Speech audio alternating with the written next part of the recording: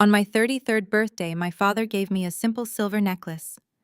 My husband held it up in the middle of a Michelin star restaurant and called it a piece of cheap garbage. I stayed completely silent. But when that exact necklace disappeared from my purse the very next morning, my phone rang. It was my father, a retired FBI agent. His voice was dead serious when he said, "Get out of the house immediately. Do not pack anything. Just run." When I finally opened the secret compartment inside that ugly locket, I realized why he was terrified and exactly how I was going to ruin my husband's life forever. My name is Hannah, 33 years old, and I am about to tell you how a stolen piece of jewelry uncovered a multi-million-dollar criminal syndicate hiding in my own home. Before I dive into this absolute nightmare, let me know where you are watching from in the comments below.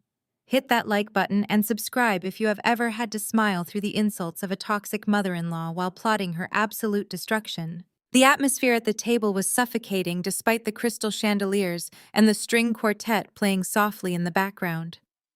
It was my birthday dinner, but it felt more like a tribunal. Liam, my husband of 4 years, dangled the silver locket my father had just given me from his index finger. He held it up to the bright light of the chandelier, laughing so loudly that the couple at the next table turned to stare at us. "Look at this dull piece of junk," he announced, his voice cutting right through the ambient noise of the restaurant. "Did your dad dig this out of a thrift store bargain bin?" "Take it off, Hannah. It is completely ruining the Prada dress my mother had to grit her teeth to buy you." I reached up and unclasped the silver chain, feeling the cold metal against my neck. I placed the locket carefully into my clutch, keeping my expression entirely neutral. Across the table, my sister-in-law Rachel let out a sharp laugh. She leaned against her husband Jamal, an imposing African-American man who ran the cybersecurity division for a major tech firm. Jamal just smirked and swirled his expensive scotch, looking highly entertained.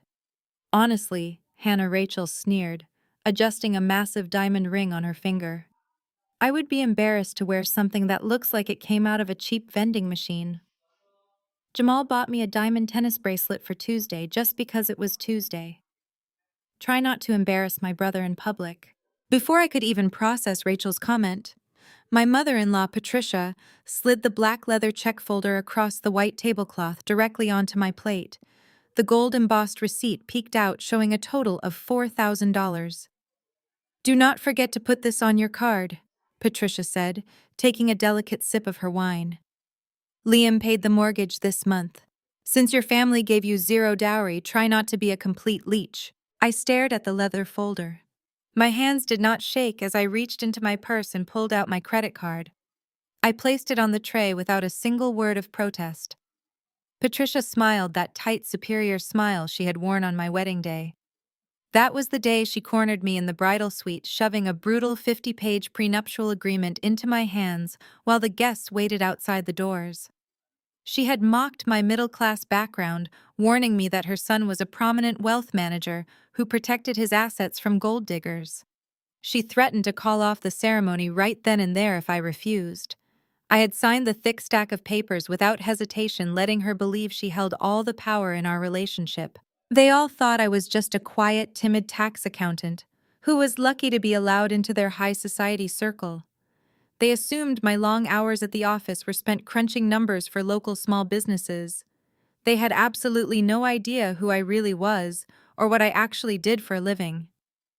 I paid the exorbitant dinner bill in silence, allowing Liam and his family to order another round of expensive champagne to celebrate themselves. They toasted to Liam's new boat and Patricia's upcoming charity gala, acting as if I was nothing more than the hired help paying their tab. They ignored me for the rest of the evening, and I let them. The true nightmare began the following morning. I woke up early as I usually do to get a head start on my work. The house was dead quiet. Liam was still snoring softly, tangled in the expensive Egyptian cotton sheets he insisted we buy. I padded downstairs to the kitchen to grab my phone and my purse from the massive marble island. As soon as I walked into the room, something felt terribly wrong. My leather tote bag was tipped over on its side. The zipper was completely undone and my wallet lay discarded on the counter next to a pile of grocery receipts. My breath hitched in my throat. I rushed over and grabbed the bag, pulling the sides apart to look inside. The small interior pocket where I always kept my valuables was unzipped. I shoved my hand inside, my fingers scraping against the bottom of the lining. It was empty. The silver locket my father had given me, the very necklace Liam had mocked so mercilessly the night before, was gone. Panic spiked in my chest. I dumped the entire contents of the purse onto the marble island, sifting frantically through lipstick tubes, loose change, and keys. Nothing. I checked the floor under the bar stools and dug inside my jacket pockets. The necklace had completely vanished. A cold realization washed over me. Liam had taken it. But why would a wealth manager who just bought a new boat steal a piece of jewelry he explicitly called cheap garbage? It made zero sense. I stood alone in my pristine luxury kitchen, staring at the emptied contents of my bag. My mind raced through the possibilities. Liam had a habit of taking my things to punish me when he felt I was not sufficiently grateful for his presence in my life. He would hide my car keys or take my favorite shoes just to watch me panic. But taking a birthday gift from my father crossed a line he had never dared to touch before. The creeping dread in my stomach told me this was not just another one of his cruel games. Liam strode into the kitchen, adjusting the cuffs of his bespoke Italian suit. He smelled of expensive cologne and absolute entitlement. I stood by the massive marble island, holding my empty purse in my hands. I did not raise my voice or show any panic. I simply asked him where my necklace was. He barely paused while pouring his morning espresso. He let out a loud, exasperated sigh and rolled his eyes, acting as if my very existence was a burden he had to carry. He turned around and leaned against the counter, crossing his arms. He told me I was being completely hysterical. He laughed, a cold, dismissive sound that echoed in the vast kitchen. He said I was losing my mind again, just like last year, when I supposedly lost our joint tax documents. He stepped closer, using his height to intimidate me, pointing a finger directly at my face. He yelled that I was a scattered mess and that I probably dropped that piece of junk in the restaurant trash where it belonged. The memory of those tax documents burned hot in my mind. He had deliberately hidden them right before the filing deadline. He did it to make me panic, trying to force me to use his wealth management firm so he could gain total control over my independent income. What he did not know was that I had already secured encrypted digital backups and filed everything perfectly on time. I had let him think I was just a scatterbrained wife who got lucky and found a copy. I played the part of the timid accountant perfectly. Now he was using that fabricated incompetence as a weapon against me, aggressively gaslighting me in my own kitchen. He leaned in close, his voice dropping to a menacing whisper, telling me to stop obsessing over a cheap trinket and act like a respectable wife for once. Before I could push back against his lies, the heavy front door swung open. Rachel strolled into the kitchen like she owned the property. She was wearing designer athleisure wear and sipping an iced latte, holding her phone up as if she was too busy to look at us. She did not even bother to knock. She had just used the spare key Liam had given her against my explicit boundaries. She took one look at my tense posture and Liam's annoyed expression and immediately chose her target. Rachel sighed loudly, complaining that it was far too early in the morning for my middle-class drama. She asked if I was seriously throwing a tantrum over cheap silver. She walked around the island, deliberately invading my personal space. She held up her wrist, flashing a blinding string of pristine diamonds in my face. She sneered, telling me that Jamal bought her a diamond tennis bracelet for a random Tuesday, just because she asked for it. She told me to stop embarrassing her brother over literal garbage and to show some class. I stared at the diamonds glinting on her wrist. I knew exactly how her husband Jamal afforded those Tuesday diamonds, and it had absolutely nothing to do with his legitimate tech salary. Jamal was a brilliant cybersecurity director on paper, but my covert forensic audits had already uncovered a very different reality. I knew the diamonds were bought with dirty money, but I kept my mouth tightly shut. I maintained the blank, submissive expression they both expected from me. I swallowed the rage and let them think they had won the morning. Liam smiled proudly at his sister, kissing her cheek before grabbing his leather briefcase from the table. He turned back to me with a look of utter disgust. He told me to clean up the mess I had made of my purse and to be ready by 7 tonight for his corporate merger party. He warned me not to wear anything that looked like it came from a discount rack because his investors would be judging every detail. He and Rachel walked out to the garage together, laughing loudly about a country club rumor, completely dismissing me. The heavy door slammed shut behind them, leaving the kitchen echoing with a suffocating silence. I stood perfectly still, processing the sheer audacity of Liam's lie. I knew with absolute certainty that I had not lost that necklace. I had placed it deep inside the zippered pocket of my clutch and snapped it shut. Liam had taken it. But why would a wealthy man, who bragged about buying a new yacht, sneak around to steal a tarnished silver necklace he explicitly called cheap garbage? It made absolutely zero sense. A soft rustling sound broke my train of thought. Maria, our housekeeper, stepped out from the shadows of the walk-in pantry. Her eyes were wide with genuine fear, and her hands gripped a kitchen towel tightly against her chest. She looked toward the garage door, making sure Liam and Rachel were truly gone before she hurried over to my side.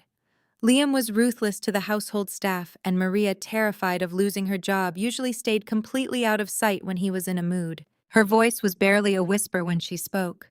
She told me she was so sorry to eavesdrop, but she had to tell me something important. She said she had been awake early doing the laundry in the utility room. She looked around the empty kitchen again, her body trembling slightly. She whispered that she saw Mr. Liam at 5 in the morning. She said he was carrying a small black jewelry box out to his Mercedes. She told me he looked around the driveway like he was hiding something from the cameras before tossing the box into the passenger seat and locking the doors. My blood ran completely cold. Liam had stolen it. He had actually stolen the silver locket under the cover of darkness. I turned to ask Maria if she saw which direction he drove, but she had already scurried back toward the laundry room, frightened by her own confession. I was completely alone in the sprawling kitchen, the silence pressing in on me from all sides. I stared at the marble counter, trying to piece the logic together. Then my cell phone vibrated violently against the hard stone surface. The sudden loud buzzing noise made me jump. I grabbed the phone, expecting another demanding text from Liam about his dry cleaning or his dinner expectations, but the caller ID displayed a name that made my heart hammer aggressively against my ribs. It was John, my father. He was an ex-FBI agent and a man of strict routine. He never called me during early morning work hours unless it was an absolute life-or-death emergency. I slid my shaking finger across the screen and answered the call. I brought the phone to my ear, expecting my father to ask about my miserable birthday dinner. "Dad," I started to say, but his voice cut me off instantly. It was not the warm, fatherly tone I was used to hearing. It was the icy, precise command of a man who had spent 30 years taking down organized crime syndicates for the Federal Bureau of Investigation. "Hannah, listen to me carefully," John said. "Do not pack a single bag. Do not grab your coat. Get out of that house immediately." I stood frozen by the marble island, my eyes darting toward the empty driveway outside the kitchen window. I tried to process his sudden militant urgency.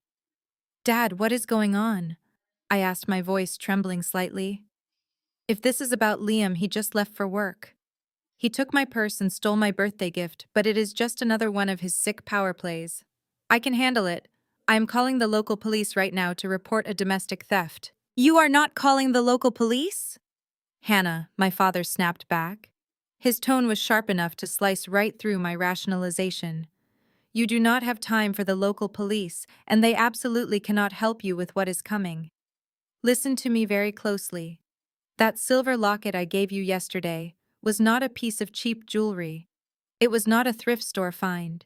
My forensic accounting brain practically short-circuited at his words. "What are you talking about?" I demanded. "It was just a vintage silver pendant. It was a Trojan horse," John said, his breathing heavy over the line. I heard the sound of keys jingling and a car engine roaring to life on his end. "The black stone in the center of that locket was a military-grade GPS tracker, and a micro audio transmitter. I requisitioned it from my old division at the Bureau. I gave it to you because I needed a bug inside that house, and I knew Liam was too arrogant to ever look closely at something he considered middle-class trash. My hand gripped the edge of the marble counter so hard my knuckles turned white. You bugged me, I asked, the shock temporarily overriding my rising fear. You bugged my house without telling me. I had to, Hannah, he replied, steering his vehicle aggressively. I have been tracking Liam's offshore wire transfers for 6 months. I did not want to alarm you until I had concrete proof, but your husband is not just a wealth manager for rich tech executives. He has been funneling massive amounts of dark money through dummy corporations and offshore shell companies. I needed physical audio evidence of his conversations in your home office to tie the digital forensic trails together. My mind raced back to all the late nights Liam spent locked in his study claiming he was handling international client portfolios. I thought about the highly secure servers Jamal had set up for him supposedly to protect legitimate corporate investments. I thought about Patricia constantly funneling cash through her charity galas. It all snapped into a terrifying new context. My entire in-law family was moving illicit funds, and my ex-FBI father had used my birthday to plant a listening device right under their arrogant noses. But Liam took it, I said, panic finally bleeding into my voice as the reality of the situation crashed down on me. He took the locket this morning. He threw it in his Mercedes. Maria saw him drive away with it. I know, John said grimly. I have been listening to the live audio feed since 5 this morning. I tracked his location thinking he was heading to a drop site or a mistress. But he did not go to a pawn shop, Hannah. He did not go to another woman. The tracker pinged 40 minutes ago at an abandoned industrial warehouse on the edge of the city. I swallowed hard, the dry air in the kitchen scratching my throat. A warehouse, I echoed. It is a front for the most violent money laundering cartel operating out of Detroit. John explained, the tires of his SUV screeching as he took a sharp turn. They run a syndicate that makes your husband's white-collar firm look like a neighborhood lemonade stand. I am listening to the live audio right now, Hannah. I am hearing everything. What did he do? I demanded, my voice echoing in the vast empty kitchen. What is he doing there? He did not pawn the necklace, John said, his voice dropping to a terrifying deadpan register. He handed it over to the cartel boss as a physical token of good faith. He used your necklace as a down payment on a massive debt. Liam lost $10 million of their money, Hannah. He lost $10 million of cartel cash, and they gave him a 48-hour ultimatum to return it or die. $10 million. The number hit me like a physical blow. Liam's brand new yacht, Patricia's lavish charity gala, Rachel's random Tuesday diamonds. They were spending cartel money. They were burning through funds that belonged to ruthless killers, and now the bill had come due. But why give them my necklace? I asked, pacing toward the back hallway, my heart hammering furiously. How does a silver locket buy him time on a $10 million debt? Because of what he offered them alongside it, John said. The icy professional tone fractured, revealing the terrified father underneath. He told them he has a life insurance policy on you. A pristine $10 million policy that pays out in the event of a tragic home invasion.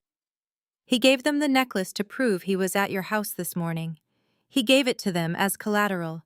He surrendered your life to save his own. The air vanished from my lungs. My husband, the man who smiled for the cameras and shook hands at country clubs, had just sold me to a hit squad to cover his own embezzlement. Hannah, John shouted through the speaker, breaking my paralysis. The audio feed from the warehouse just picked up the cartel boss giving the order. They are not waiting for Liam to file the insurance paperwork. They dispatched a cleanup crew to secure the asset. I am tracking a secondary signal moving away from the warehouse and heading straight for your suburb. I looked toward the front windows. The quiet tree-lined street looked perfectly normal in the morning light, but the silence now felt like a trap. How far away are they? I asked, sprinting toward the mudroom. John's voice cracked with raw panic. Hannah, the cartel enforcers are turning onto your street right now. They are pulling into your driveway. Get out immediately. I did not even have time to hang up the phone. The roar of a high-performance engine tore through the quiet suburban morning. Tires squealed violently against the pristine asphalt of our driveway, sending loose gravel flying against the side of the house. The heavy thud of car doors slamming echoed like gunshots. My father was right. They were already here. I bolted from the kitchen, my bare feet slapping against the polished hardwood floors. Panic threatened to paralyze me, but years of analyzing high-stakes financial fraud had trained my brain to compartmentalize chaos. I did not grab my purse. I did not search for my passport or my car keys. I sprinted up the sweeping mahogany staircase, taking the steps two at a time, and burst into my home office. My hands flew to the hidden compartment behind my massive oak bookshelf. I pulled out my encrypted forensic laptop. It was a heavy matte black machine, completely untraceable and loaded with every piece of financial tracking software I had custom built over the last decade. It was my true weapon, and I was not leaving it behind. Downstairs, the front door shuddered under a massive physical impact. The expensive custom wood splintered and cracked with a deafening crunch. Heavy combat boots hit the foyer floorboards. Deep, aggressive voices barked commands in harsh, clipped tones. They were spreading out quickly, clearing the ground floor room by room. I had seconds before they reached the staircase. I darted into the master bathroom and locked the heavy, solid oak door behind me, quietly clicking the deadbolt into place. I scrambled into the large porcelain soaking tub and pushed open the frosted glass window above it. The crisp morning air hit my face as I squeezed my shoulders through the narrow frame. I clutched my laptop tightly against my chest to protect the hard drive and tumbled forward, landing hard on the sloped asphalt shingles of the garage roof. The impact knocked the wind out of me, but I forced myself to keep moving. I slid down the rough incline, the shingles scraping against my jeans, until my boots hit the edge of the wooden trellis clinging to the side of the brick house. I froze. The master bedroom window was wide open right above me. The sound of heavy footsteps stomped across the expensive Persian rug Liam had purchased just last year. Drawers were being ripped open and smashed onto the floor. Hangers scraped violently against the closet rods. They were tearing the room apart looking for me. Then a deep, gravelly voice barked an order that made the blood freeze in my veins. "Stop wasting time with the jewelry. Find the wife." The boss said Liam took out a $10 million life insurance policy on her last month. "We need the body. Make it look like a home invasion gone wrong. Shoot her and tear the place apart so the cops buy the burglary story. Do not leave until the job is done." My grip on the wooden trellis tightened until splinters dug deep into my palms. The sheer magnitude of Liam's betrayal washed over me, replacing my terror with a cold, blinding rage. My husband did not just use my vintage necklace as a bargaining chip. He did not just inadvertently put me in danger by crossing the wrong people. He had actively insured my life for $10 million and hired a cartel hit squad to murder me in our own bed. My mind raced, piecing the forensic trail together instantly. I remembered Liam demanding my social security number and updated medical records exactly 1 month ago, claiming it was just a routine requirement for his wealth management firm. It was not a portfolio update, it was a death warrant. He planned to play the grieving, wealthy widower while pocketing the payout and washing his hands of his massive syndicate debt. He had meticulously orchestrated my execution. A loud mechanical bang echoed from inside as they kicked down the locked bathroom door. I dropped from the trellis, plummeting the last 10 feet, and landing squarely in Patricia's prized hydrangea bushes. I scrambled to my feet, ignoring the branches tearing at my skin and snagging my clothes. I sprinted across our manicured lawn, keeping incredibly low to the ground to avoid the sightlines from the second-story windows. I hopped the low stone wall separating our property from the neighbors. I knew the Miller family was away in Europe for the month. I darted behind their massive wooden storage shed, and my eyes landed on a rusted old mountain bike leaning against the vinyl siding. It belonged to their teenage son. It was covered in dust, and the chain looked loose, but it had 2 working wheels, and I needed to put distance between myself and those combat boots immediately. I threw my leg over the seat and pushed off the pedals with every ounce of strength I had left in my body. I rode furiously, cutting across the back lawns of the subdivision and plunging directly into the dense, heavily wooded nature reserve that bordered our wealthy neighborhood. The tree branches whipped against my face and arms as I navigated the uneven dirt trails, but I did not slow down. I pedaled until my lungs burned and my legs felt like lead weights.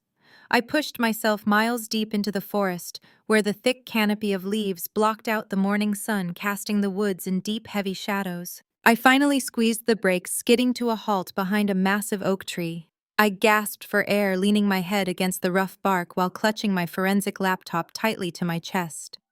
The silence of the woods was absolute. Then my cell phone vibrated violently in my pocket. The sudden buzzing noise made me flinch. I pulled the device out, shielding the bright screen with my hand so it would not act as a beacon in the dark woods. It was a text message from Liam. My eyes scanned the words and a wave of pure, unadulterated revulsion rolled through my stomach.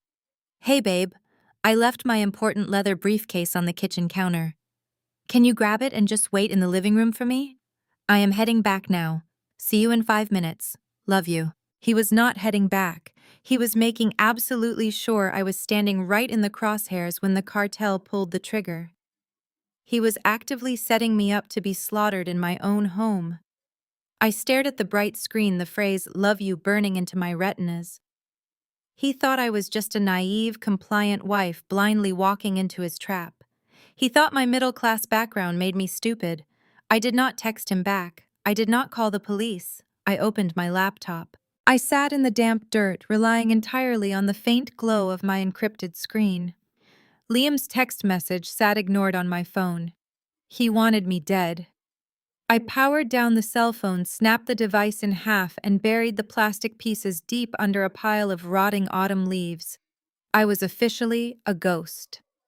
My laptop caught a secure ping through a heavily masked proxy server. It was a single set of GPS coordinates from my father. I hiked for 3 grueling hours. The pristine gated suburb slowly faded into the decaying industrial outskirts of the city. My expensive designer clothes were ruined, coated in mud and grease, but I did not care. I walked until I saw the flickering red neon sign of the Crossroads Motel. It was a bleak concrete block surrounded by cracked asphalt and rusted abandoned cars. I found room number 12 and knocked twice, then paused and knocked once more. The heavy deadbolt slid back immediately. John grabbed my arm and pulled me inside, locking the door in one fluid motion. He looked a decade older than he had yesterday. Deep lines bracketed his mouth and his eyes were dark with exhaustion. A matte black handgun sat on the cheap laminate desk next to a police scanner radio. He did not hug me. We were far past the point of comforting embraces. We were operating in pure survival mode. John reached into his leather jacket and tossed a familiar object onto the sagging mattress. It was the silver locket, the very piece of cheap garbage Liam had mocked at my birthday dinner. I stared at the tarnished metal, my heart skipping a beat. "How did you get it back?" I asked, keeping my voice perfectly level. John gave a grim, humorless smile. "I still have friends in state law enforcement. I had a trooper pull over the cartel courier on the interstate for a broken taillight. It gave me exactly a 4-minute window to pull the courier from the car and swap the pendant with a replica. The cartel still thinks they are tracking Liam's insurance policy." John picked up the locket and pressed the tip of a penknife into a microscopic groove on the back casing. The silver shell clicked open, revealing a hollow interior. A tiny micro SD card dropped into his calloused palm. He handed the tiny square of plastic to me. "This contains every conversation held in your home office over the last 6 months," he said. I slid the tiny card into my forensic laptop and booted up a custom decryption algorithm. Lines of complex code cascaded across the black screen. The cooling fan whined loudly in the silent motel room as the processor worked aggressively to crack the military-grade encryption. John watched my fingers fly across the keyboard. He let out a heavy sigh, dropping his head into his hands. "I am sorry, Hannah," he murmured. "I am so deeply sorry. I never should have pushed you into this life. When you were a teenager, I made you run complex audit drills instead of letting you go to school dances. I taught you to view every bank statement as an active crime scene. I raised you to be paranoid and hyper-vigilant because of the terrible things I saw at the bureau. I thought I was protecting you, but I just built a massive target on your back. I stopped typing and looked directly at my father. I did not feel any pity or regret. I felt absolute cold clarity. I cut him off before he could apologize a second time. Do not apologize for making me a weapon, Dad. If I had been the naive suburban housewife Liam thought I was, I would be bleeding out on my living room floor right now. You taught me to follow the money. You taught me that numbers never lie, even when the people speaking the words do. I turned back to the glowing screen. Now let us follow the blood. The decryption software beeped sharply. The progress bar hit 100%. The screen populated with hundreds of sorted audio files categorized by date and exact timestamp. I isolated the recordings from the last 24 hours and clicked on the most recent file. The audio was crystal clear. I heard the unmistakable sound of ice clinking against a crystal whiskey glass in my own home office. Then came Liam's voice. He was panting, his tone panicked and practically begging. "We need more time," Liam pleaded to whoever was in the room with him. "The Detroit crew is demanding the $10 million by Friday. I gave them Hannah as collateral, but they are still pushing hard. I cannot cover the massive shortfall. You have to move the funds from the Cayman accounts." A second voice answered Liam. It was not a cartel thug. It was a smooth, deeply arrogant voice dripping with absolute contempt. I knew that exact voice. It was the voice of a man who bought his wife diamond tennis bracelets for a random Tuesday. It was Jamal. Jamal laughed, a cold, calculating sound that echoed through the small motel room. "You are absolutely pathetic, Liam. I built an impenetrable network of encrypted servers to wash this cartel cash, and you managed to gamble away the principal before the digital routing even finished. I am the architect of this entire syndicate. The cartel trusts my code. They do not trust your staggering incompetence. You better hope your wife dies on schedule, brother-in-law, because if she does not, I will gladly hand you over to the Detroit crew myself to balance the ledger." I stared at the laptop screen, my blood turning to ice. Jamal, the respectable African-American IT director, was not just a complicit bystander. He was the mastermind, and he had just signed my death warrant. The sound of Jamal's voice faded into the steady hum of the motel room's cheap air conditioner. John stood completely paralyzed by the small, rickety table, his eyes wide with a mixture of horror and profound realization. He had spent his entire career hunting criminals in dark alleys and wiretapped basements, but the monster he had been looking for was sitting at my birthday dinner, drinking expensive scotch and mocking my silver necklace. Jamal was not just a corrupt tech bro. He was the architect of a transnational laundering operation. I did not freeze. I did not cry.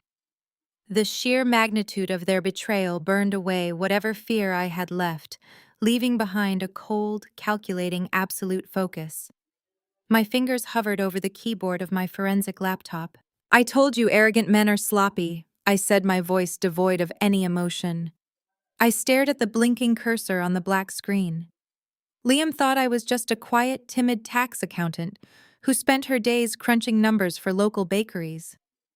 He thought I was easily intimidated when he hid my tax documents last year to assert his financial dominance. But that was the day I stopped trusting him. That was the day I slipped a highly sophisticated, persistent backdoor virus onto his home network, his personal phone, and his secure work tablet. I thought I was going to uncover a hidden mistress or a secret offshore gambling habit. I had no idea I was building a bridge directly into a cartel syndicate. My hands flew across the keys, running a custom script I had designed to bypass commercial firewalls. I used Liam's compromised devices as a digital Trojan horse. Jamal had built an incredibly secure server architecture to protect the cartel's money, but he made one fatal mistake. He whitelisted his brother-in-law's IP addresses to allow Liam seamless access to the offshore ledgers. Jamal trusted his own encryption so much that he never considered the threat would come from Liam's quiet, submissive wife. The screen flashed green. A massive directory of hidden offshore accounts, shell corporations, and wire transfer logs cascaded down my monitor. We were in. John stepped behind my chair, his ex-FBI instincts taking over as he analyzed the data streaming across the screen. "Look at the routing numbers," he said, pointing a calloused finger at a rapidly updating column. "The initial deposits are not coming from overseas shell companies. The money is entering the system right here in the city. It is domestic physical cash." I cross-referenced the routing numbers with local bank registries and my jaw tightened. I pulled up the primary deposit accounts, and a familiar, highly prestigious logo appeared on my screen. It was Patricia's Charity Foundation, the exact same foundation she had loudly bragged about at my birthday dinner while sliding a $4,000 restaurant bill onto my plate. My mother-in-law was the entry point, I said, feeling a sickening wave of clarity wash over me. She hosts those extravagant charity galas every single month. She invites the wealthiest elite in the city and collects millions in anonymous donations, silent auctions, and high-ticket raffles. She is taking the cartel's physical blood money, mixing it with legitimate society donations, and depositing it clean into the banking system. No one audits a high society grandmother's charity for underprivileged children. She is the giant washing machine for the Detroit syndicate. I highlighted another massive data block and traced the outbound wire transfers. The clean money did not stay in Patricia's foundation for long. The funds were immediately dispersed into dozens of newly formed limited liability companies scattered across the country. I pulled the registration documents for the LLCs and found a single recurring signature hiding behind layers of corporate proxies. "Rachel," I whispered, staring at my sister-in-law's digital signature. "She takes the clean money from Patricia and funnels it into commercial real estate." John deduced, reading the property deeds flashing on the screen. "She buys up derelict strip malls, abandoned warehouses, and empty lots using the cartel cash. That is how Jamal buys her diamond tennis bracelets on a random Tuesday. The whole family is in on it, Hannah. They are a perfectly manicured country club attending cartel branch operating right under the radar." But my father's grim assessment was only half of the nightmare. As I dug deeper into the corporate structuring of Rachel's real estate empire, a glaring anomaly caught my eye. The family needed a guarantor to satisfy federal banking regulations. They needed someone with a spotless financial record, a pristine credit history, and a legitimate state-issued CPA license to act as the primary auditor for these massive acquisitions. I opened the primary tax filings for the syndicate, and all the air left my lungs. My name was stamped across every single fraudulent document. My CPA license number was listed as the chief compliance officer. "They did not just steal from me," I said, my voice trembling with a terrifying rage. "They used me as their ultimate shield. Liam married me because my background was spotless. They used my credentials to bulletproof their cartel operations. If the feds ever raided this network, the digital paper trail is designed to bypass Liam, Jamal, and Patricia entirely. The entire syndicate points directly to me. I am the designated fall guy." John slammed his fist onto the cheap motel desk, making the heavy handgun rattle. "We have enough," he growled. "We have the ledgers, the audio, and the routing numbers. We are taking this straight to the regional director at the bureau right now. We can put them all away for life." "Wait," I said, holding up my hand. My eyes were fixed on a specific encrypted folder sitting isolated on Liam's personal cloud drive. The folder was labeled simply "Contingency." "Liam gave the cartel my location this morning," I reasoned. "He offered them my life insurance policy to cover his $10 million embezzlement debt." But a violent home invasion looks messy. It triggers intense police investigations. Liam is a meticulous coward. He would never leave the narrative up to chance. He would want to control exactly how the police view my death. I ran a brute force decryption protocol on the contingency folder. It cracked open in less than 30 seconds, revealing a single text document. I clicked the file and began to read.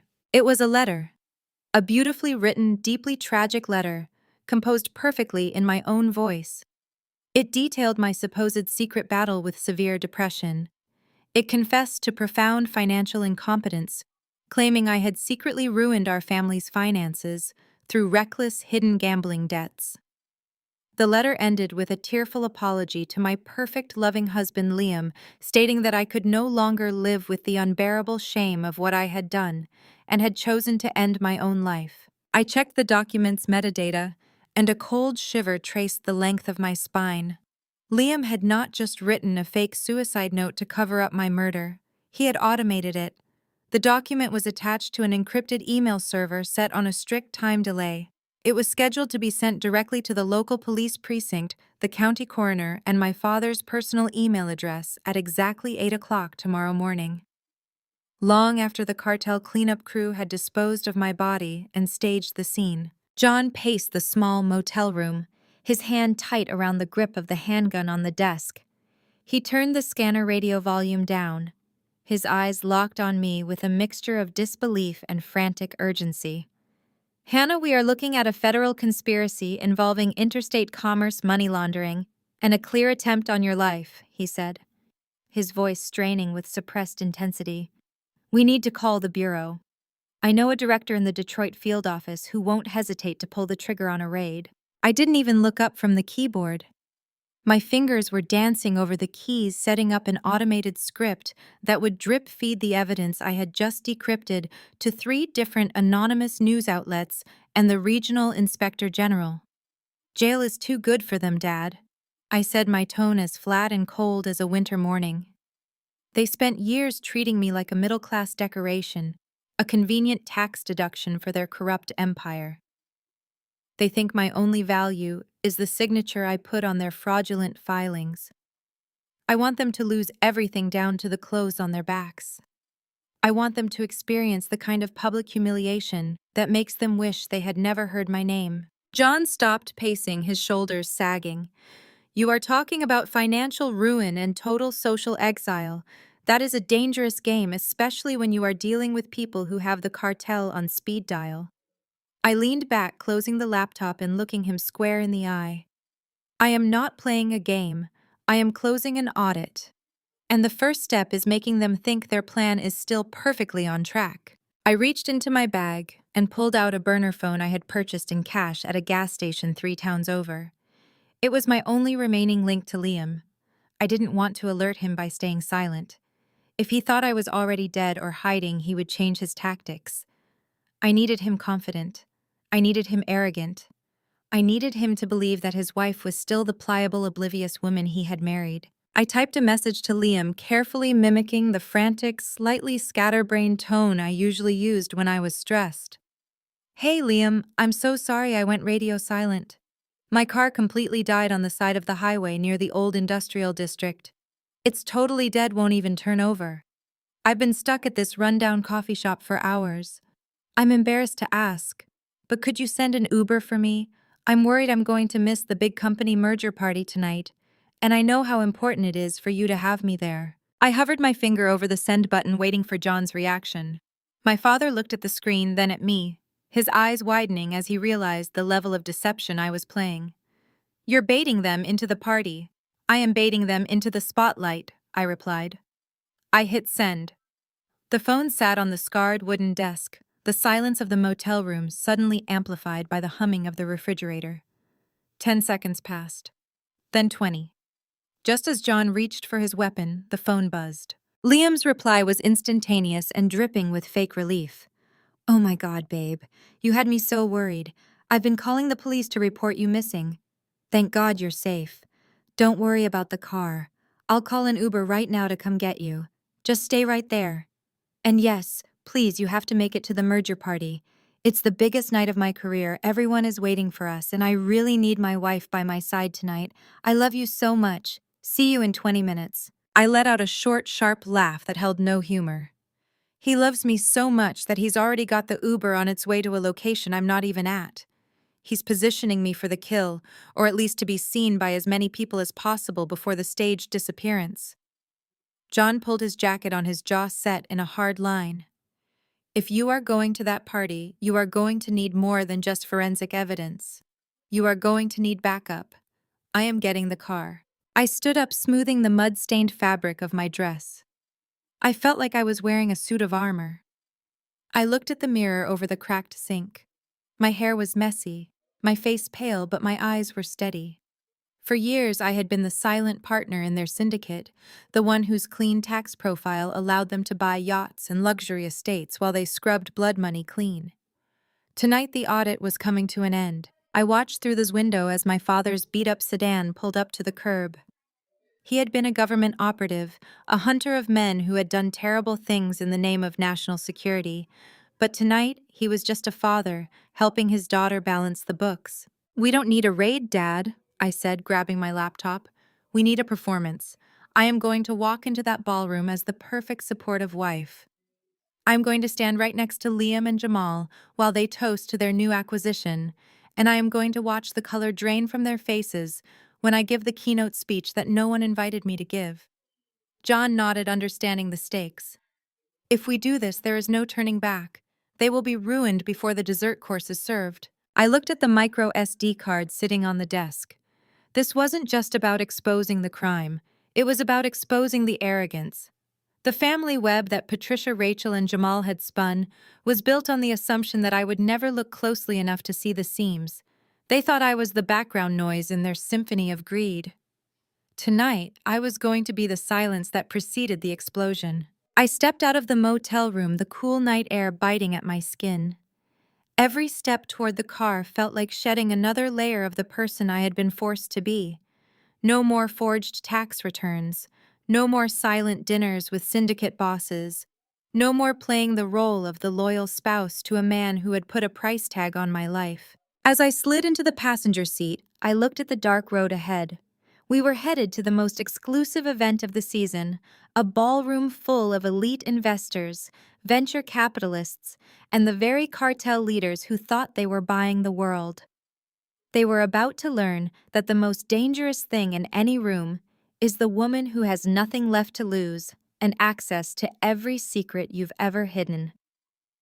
Tonight, the merger wasn't going to be about technology or assets. It was going to be about the final reconciliation of accounts, and I was going to be the one to sign the bottom line. But before I stepped into the crosshairs of that glittering ballroom, I had one massive digital execution to carry out. I dropped my hand from the motel doorknob and turned back to the scarred wooden desk. John watched me with a raised eyebrow as I flipped my forensic laptop back open.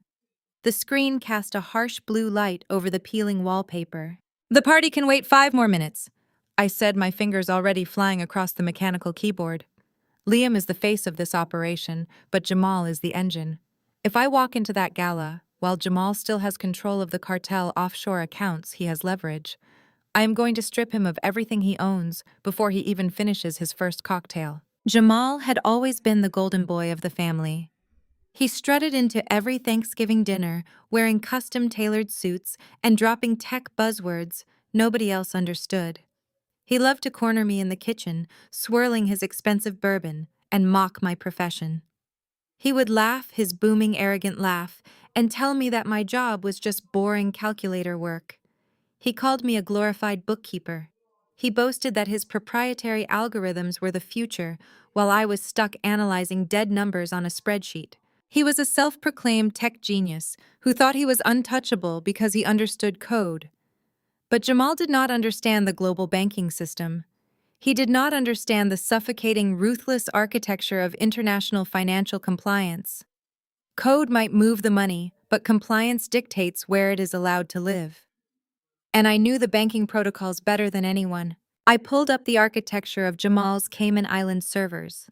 He had designed a brilliant labyrinth of proxy servers and shell company routing numbers. It was a digital fortress designed to keep law enforcement locked out. But a fortress is useless if you already have the keys to the front door. By using the persistent backdoor I had embedded in Liam's devices, I bypassed Jamal's biometric firewalls entirely. I was inside the central nervous system of the syndicate. My eyes scanned the massive ledgers of cartel cash waiting to be washed. $10 million sat in a holding account ready to be routed through Patricia's charity foundation tomorrow morning. It was the exact amount Liam owed the Detroit crew. "Watch this," I whispered to John. I did not just try to steal the money. A simple transfer would trigger Jamal's internal security alerts, and he could easily bounce the funds back or freeze the transaction. Instead, I weaponized the very system he thought he had outsmarted. I initiated a forced protocol override. I drafted a highly specialized string of code that simulated a massive systemic reporting failure. I manually injected 12 specific red flag indicators directly into the transaction metadata. These were the exact indicators guaranteed to trip an automated anti-money laundering freeze at the institutional level. Jamal's tech was fast, but the global banking SWIFT system was absolute. The moment my corrupted metadata hit the Cayman servers, the international banking grid responded exactly as it was programmed to do. It perceived a massive terror funding threat. The screen flashed red. The AML freeze was instantaneous and utterly unforgiving, but I was not finished. A simple freeze meant the money was stuck. I wanted the money gone.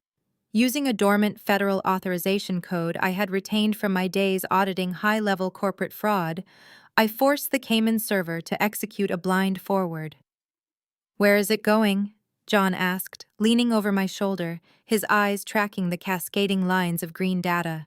"It is not going to me," I replied, a cold smile touching my lips. "The cartel would hunt me to the ends of the earth for $10 million.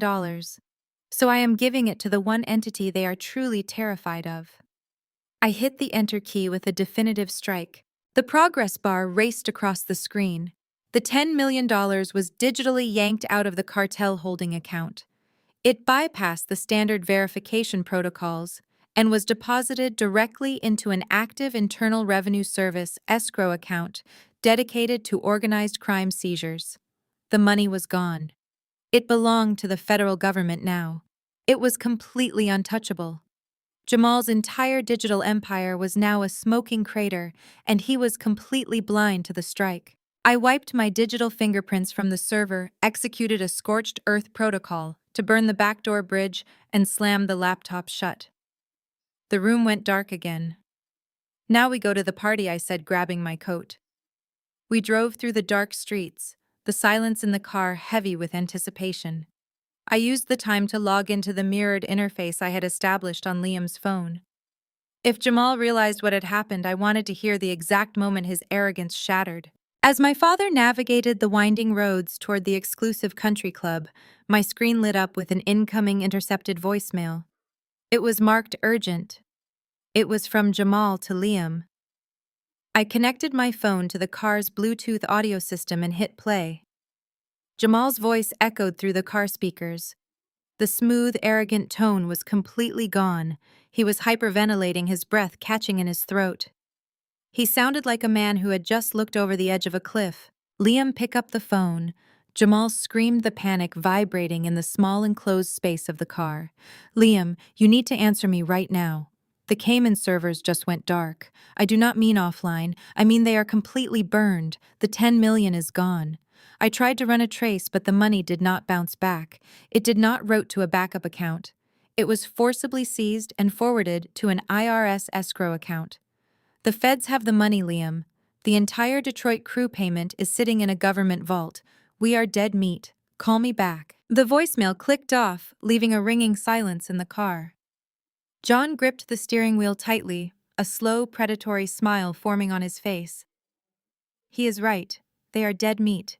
I looked out the window as the glittering lights of the country club came into view. The parking lot was filled with luxury vehicles and valet attendants rushing to open doors for the city's elite. Liam and Jamal were inside that building right now, wearing expensive tuxedos and sipping champagne, completely unaware that their executioner had just arrived. I reached for the door handle. I was no longer the compliant wife or the boring accountant. I was the architect of their destruction, and I was ready to take center stage. The streetlights of the decaying industrial district flashed across the windshield as my father navigated the heavy evening traffic. We were exactly 20 minutes away from the country club. Jamal's offshore financial empire was currently a smoldering digital ruin, but my audit was far from over. The syndicate relied on a three-legged stool, and I was about to kick out the second leg. I flipped my forensic laptop back open, balancing the heavy machine on my knees. The cooling fan whined as the screen cast a harsh blue glow against the dark interior of the car. "Who is next?" John asked, keeping his eyes fixed firmly on the road ahead. I pulled up a meticulously organized encrypted directory labeled The Matriarch.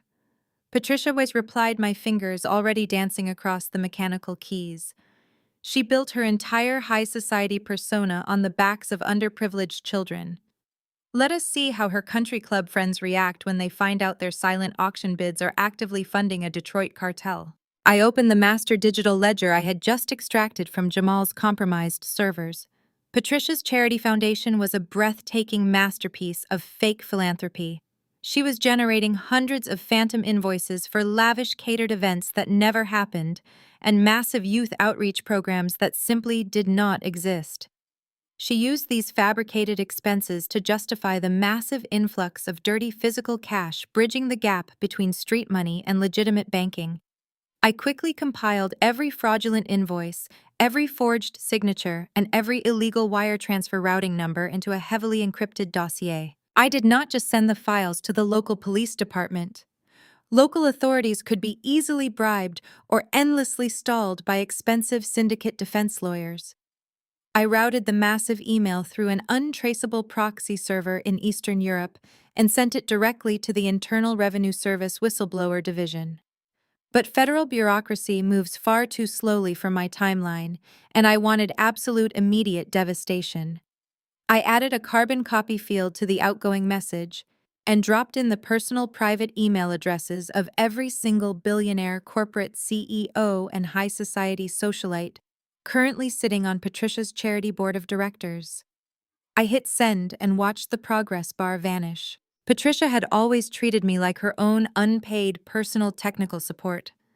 Whenever she locked herself out of her cloud accounts or blindly downloaded malware onto her ridiculously expensive smartphone, she would shove the device directly into my hands and demand I fix it immediately. She loved to tell everyone at her elite luncheons that her daughter-in-law was just a dull little computer mouse, but at least I was useful for menial tasks. She never realized that every single time she handed me her unsecured phone, I was quietly burying a highly persistent rootkit deep into its operating system. I had full undetected remote access to her front-facing camera, her microphone, and her screen mirroring software. I typed a quick execution command and tapped into her phone's live diagnostic feed. A high-definition video window popped open on my laptop screen. The audio crackled to life instantly. Patricia was sitting in a plush velvet chair at Chez Philippe, the most exclusive luxury styling salon in the downtown financial district.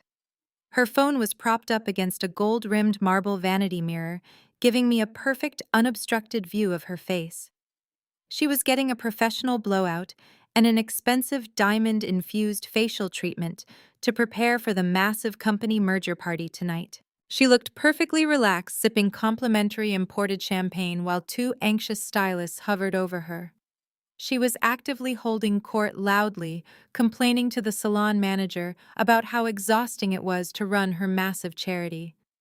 It is simply draining to be the only one who truly cares about giving back to the community. She sighed, waving her manicured hand in the air.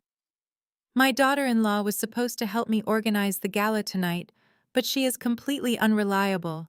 I practically have to do everything myself, just to ensure the foundation maintains its prestigious reputation in the city. I smiled a cold, hard smile, staring unblinking at the screen. Her prestigious reputation was currently sitting in the inbox of every federal tax auditor in the tri-state area. The head stylist finished pinning Patricia's hair and politely handed her a gilded leather folio containing the final bill. I zoomed in on the screen capture. The total was over $2,000. Patricia barely even glanced at the itemized receipt. She pulled a heavy black titanium credit card from her designer purse and dropped it onto the folio with an arrogant flick of her wrist. Put an extra 20% on there for the girls, she commanded, purposefully dialing up the volume of her voice so the surrounding wealthy patrons could clearly hear her incredible generosity. The salon manager bowed her head respectfully and carried the black card over to the main register.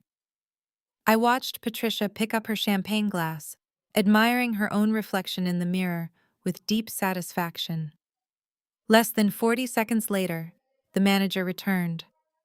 Her deferential customer service smile was completely gone, replaced by a tight mask of extreme professional discomfort. I am so incredibly sorry, Mrs. Anderson, the manager murmured, keeping her voice carefully low to avoid making a public scene. Your card seems to have been declined. Patricia scoffed loudly, completely dismissing the woman. That is absolutely impossible. It is an unlimited premium corporate account. Run it again and actually type the numbers in manually this time. Your machine is clearly broken. I leaned closer to my laptop screen. Her titanium card was inextricably linked to the syndicate's primary domestic holding account. It was the exact same account I had just caused the federal government to freeze and completely drain alongside Jamal's offshore pipeline just 10 minutes ago. The manager returned a moment later, her face flushed with anxiety. I ran it twice, Mrs. Anderson. The terminal says the account has been forcibly seized by the issuing bank. Do you happen to have another form of payment? Patricia's face turned a mottled shade of angry red. The other wealthy patrons in the luxury salon had entirely stopped talking. The silence in the establishment was sudden and deafening. How dare you, Patricia hissed, her voice trembling with absolute manufactured outrage. Do you have any idea who I am? I will have your job for this sheer humiliation. I will buy this entire salon and fire you myself. Before the manager could respond to the vicious threat, Patricia's phone screen flashed violently on the vanity. A high-priority email alert completely overrode the live camera feed. I watched via the screen mirror as Patricia snatched the phone from the marble counter and opened the message. It was marked urgently from the primary chairman of her charity board. The text was brief and utterly merciless. Patricia, you are suspended immediately from all foundation duties, pending a massive federal audit. The IRS has just received undeniable evidence of massive financial fraud. Do not attempt to contact any board members. Our lawyers will be in touch. Patricia dropped the phone onto the marble counter. She let out a piercing guttural scream of pure terror that echoed violently through the silent luxury salon. I smiled and closed my laptop. The echo of Patricia's scream seemed to linger in the dark cabin of my father's sedan. I smiled and closed my laptop, the satisfying click of the lid masking the sound of the engine. John pulled the car into a shadowed alcove just beyond the valet stand of the country club. We had a perfect view of the grand entrance where Liam and his family were supposed to be hosting the merger gala. The driveway was packed with luxury vehicles and men in sharp tuxedos stepping out with women in glittering gowns. "Two down," I whispered, staring at the illuminated facade of the building. "But we cannot walk into that ballroom until the entire board is swept clean. It is Rachel's turn." My sister-in-law Rachel was the family's meticulous launderer. She took the clean cash Patricia washed through the charity and funneled it into high-end commercial real estate. Rachel loved to flaunt her success. She constantly wore designer labels, drove a pristine imported sports car, and bragged endlessly about her growing empire of luxury condos. She treated me like the hired help. 3 years ago, during a brutal November storm, the family took a weekend trip to their sprawling coastal beach house. Liam had sent me out in the freezing rain to fetch gourmet groceries for everyone. When I returned soaked to the bone and shivering under the weight of heavy paper bags, the front door was deadbolted. I stood on the porch for 20 minutes, banging on the heavy wood while the wind howled and the icy rain soaked through my jacket. When Rachel finally opened the door, she held a glass of expensive red wine and offered a cruel, unsympathetic smirk. She did not help me with the bags. She told me I needed to learn my place in the hierarchy. She said only actual property owners get keys to the estate, and I was just a temporary guest who needed to wait my turn. I ended up sleeping in the freezing car that night while they drank wine by the fire. Now I was going to take every single key she owned. I opened my laptop again. Rachel thought she was a brilliant real estate mogul, but she was incredibly sloppy with her digital paperwork. To bypass federal banking regulations and secure massive commercial loans, she had forged my signature and used my pristine CPA credentials as the primary guarantor for dozens of her limited liability companies. She was so arrogant that she left the unencrypted PDFs of these forged documents sitting on a public-facing county server. She assumed no one would ever look closely enough to verify the digital metadata. I opened a new terminal window. I did not just expose the fraudulent LLCs to the local authorities. I weaponized her own forgeries against her. I wrote an automated script that filed immediate anonymous commercial liens against every single property registered under her name. I used the exact forged signatures she had uploaded, attaching them to a massive automated fraud report directly linked to the Federal Housing Authority and the central banking database. I programmed the script to trigger a universal default clause. In the high-stakes commercial real estate world, a universal default meant that if one single property was flagged for severe financial fraud, every single mortgage held by that individual across all institutions was instantly called in. The banks do not ask questions when a universal default is triggered by a federal fraud alert. They act aggressively to seize their collateral before the government seizes the assets. My fingers hammered the enter key. The script deployed like a digital missile strike, slicing through the county servers and hitting the national banking grid. Rachel held mortgages with 3 different major national banks. The moment my script hit the Federal Registry, the bank's automated risk assessment algorithms caught the massive discrepancy.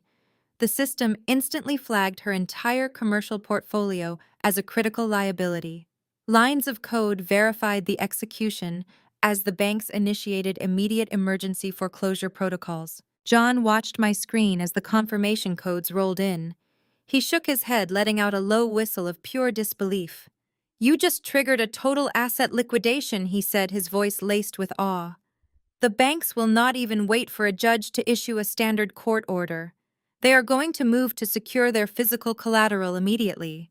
You just wiped out $30 million in real estate in less than 2 minutes." "That is exactly the point," I said, pulling up the mirrored interface of Liam's phone once again.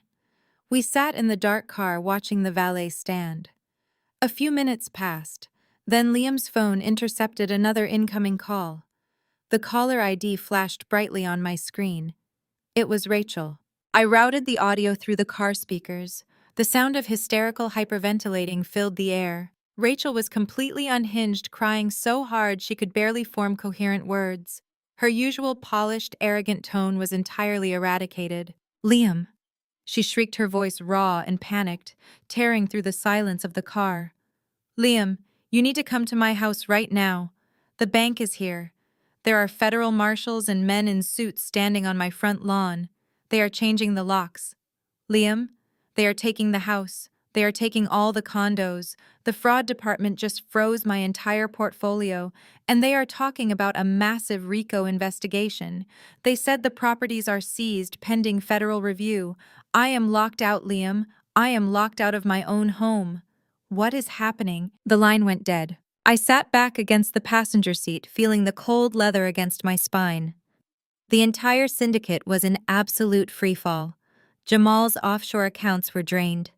Patricia's charity was suspended and under federal audit. Rachel's real estate empire was seized, and her locks were being changed. The family was drowning in sheer panic, and they still had absolutely no idea that the timid, boring accountant sitting in the dark parking lot was the architect of their destruction. I closed the laptop and placed it carefully in my bag. I looked at my father. He gave me a single sharp nod. "Let us go to the party," I said. My hand was on the door handle when John suddenly reached across the console and hit the central locking button. The heavy locks engaged with a solid clunk, sealing us inside the sedan. I turned to look at him, annoyance flaring, but the expression on his face stopped me cold. He was staring at a secondary burner phone he kept hidden in his jacket pocket. The screen displayed a single glowing red icon indicating a high-priority encrypted alert from his old bureau network. John pressed the phone to his ear and listened for exactly 30 seconds. He did not say a single word. When he finally lowered the device, the predatory excitement he had shown just moments ago was completely gone, replaced by the grim, calculating mask of a career federal agent staring down an active combat zone.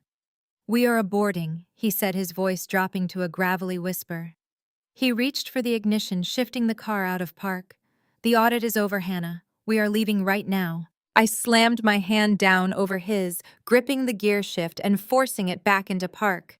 "What are you doing?" I demanded. "The syndicate is bleeding out. They are perfectly primed. We just have to walk in there and deliver the final blow." "There is not going to be a final blow. John fired back, his eyes scanning the dark perimeter of the parking lot. My contacts at the bureau just intercepted heavily encrypted radio chatter from the Detroit syndicate. Jamal might be panicking, but his bosses are furious. They just verified that their $10 million is sitting in a federal IRS escrow account. They do not think it was a system glitch. They think Liam and Jamal either stole the money or flipped and handed the accounts over to the feds for a plea deal. A cold knot formed in my stomach as I processed the implication. They are coming here, I realized. They are already on their way, John said, his grip tightening on the steering wheel. The cartel is sending a specialized cleanup crew to this exact location. They are 10 minutes out. Their orders are not to negotiate. Their orders are to walk into that ballroom and make a highly public, exceptionally violent example out of your husband. They are coming to collect Liam's head. If we step out of this car, we are walking into a slaughterhouse. John revved the engine. Let them have him, Hannah. Liam put a price on your life this morning. He deserves whatever the cartel does to him tonight. It is poetic justice. No, I said, my voice sharp and absolute. I reached over and killed the engine, pulling the keys from the ignition. John stared at me as if I had lost my mind. Hannah, they are killers. You cannot audit a bullet. If he dies, he escapes, I countered, refusing to back down. Think about it, Dad. If a cartel hit squad guns him down in the middle of a high society gala, he becomes a martyr. He goes down in history as a tragic victim of senseless violence. His corrupt legacy remains completely intact. The media will paint him as a brilliant entrepreneur cut down in his prime. He entirely avoids the public humiliation, the asset seizure, the federal prison sentence, and the absolute devastation of knowing that his quiet, submissive wife outsmarted him. I will not let a cartel bullet grant him a pardon. John rubbed his face in extreme frustration. And how exactly do you plan to stop a Detroit syndicate hit squad? You cannot call the local police without blowing your cover and triggering a massive shootout in a crowded ballroom. I do not need to call the police, I said, reaching into my bag and pulling my laptop back out. I just need to call their accountant. I opened the screen, the harsh blue light illuminating the dark car once again. For the entire duration of our marriage, Liam thought my career consisted of doing boring tax preparations for small local bakeries and mid-level retail shops. He thought my biggest professional achievement was balancing a quarterly payroll. He had no idea what I actually did when he was asleep. Over the past 8 years, I had utilized my deep forensic accounting skills to hunt down massive corporate fraud. Whenever I uncovered a Fortune 500 company illegally hiding assets or manipulating offshore tax havens, I quietly compiled the evidence and submitted it to the Securities and Exchange Commission and the IRS whistleblower programs. The federal government pays anonymous whistleblowers massive percentages of the recovered funds. I had earned tens of millions of dollars in federal bounties, and I had used every single cent of that clean, legitimate money to build a highly secretive private financial intelligence firm operating strictly in the digital shadows. I employed proxy servers, encrypted offshore routing, and layered corporate shields to become one of the most powerful anonymous financial brokers in the dark banking sector. I accessed my firm's heavily secured communication portal, bypassing 3 layers of biometric verification. I had the direct encrypted messaging channels for the darkest bankers in the world, including the exact men who managed the Detroit cartel's master ledgers. What are you doing? John asked, watching my screen as a stark black chat window opened. I am buying my husband, I replied, my fingers flying across the keys. I initiated a direct ping to the cartel's primary financial facilitator. I typed a rapid, highly formal message utilizing the specific operational codes that proved my identity as a verified high-tier broker. I informed the facilitator that I was fully aware of the $10 million loss regarding the current Detroit operation. I offered an immediate, unconditional transfer of $12 million in untraceable cryptocurrency directly to their clean holding accounts. $10 million to cover the lost principal, and a $2 million premium for the sheer inconvenience. The terms were incredibly simple. The Detroit cleanup crew had to stand down immediately. The hit was canceled, and most importantly, Liam's entire $10 million debt was instantly transferred to my exclusive ownership. I hit send and waited. The seconds stretched into agonizing hours. John kept his hand on his weapon, checking the rearview mirror for any approaching vehicles. If this failed, the hit squad would arrive, and the ballroom would turn into a war zone. The chat window pinged. A single line of text appeared from the cartel banker. Funds received. The account is settled. The target is yours. Do what you want with him. I let out a slow, steady breath and closed the laptop. The hit was called off. The cartel was stepping away. Liam no longer owed his life to a violent syndicate. He owed it entirely to me.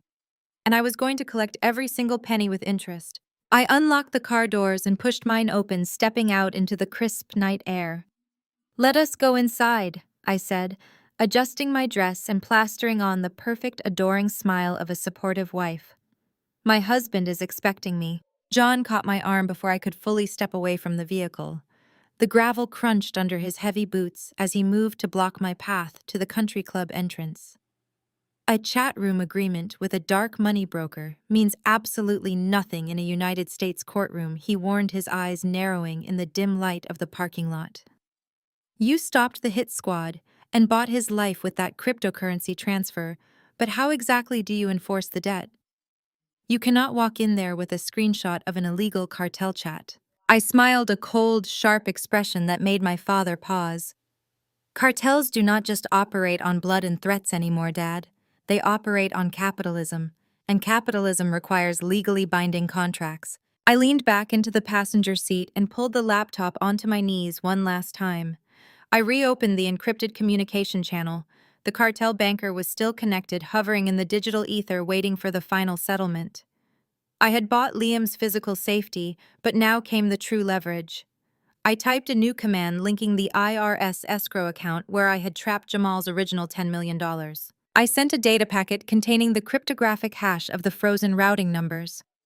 I proved unequivocally that I was the one who had initiated the anti-money laundering freeze, and that I was the only person on Earth holding the decryption key required to release it.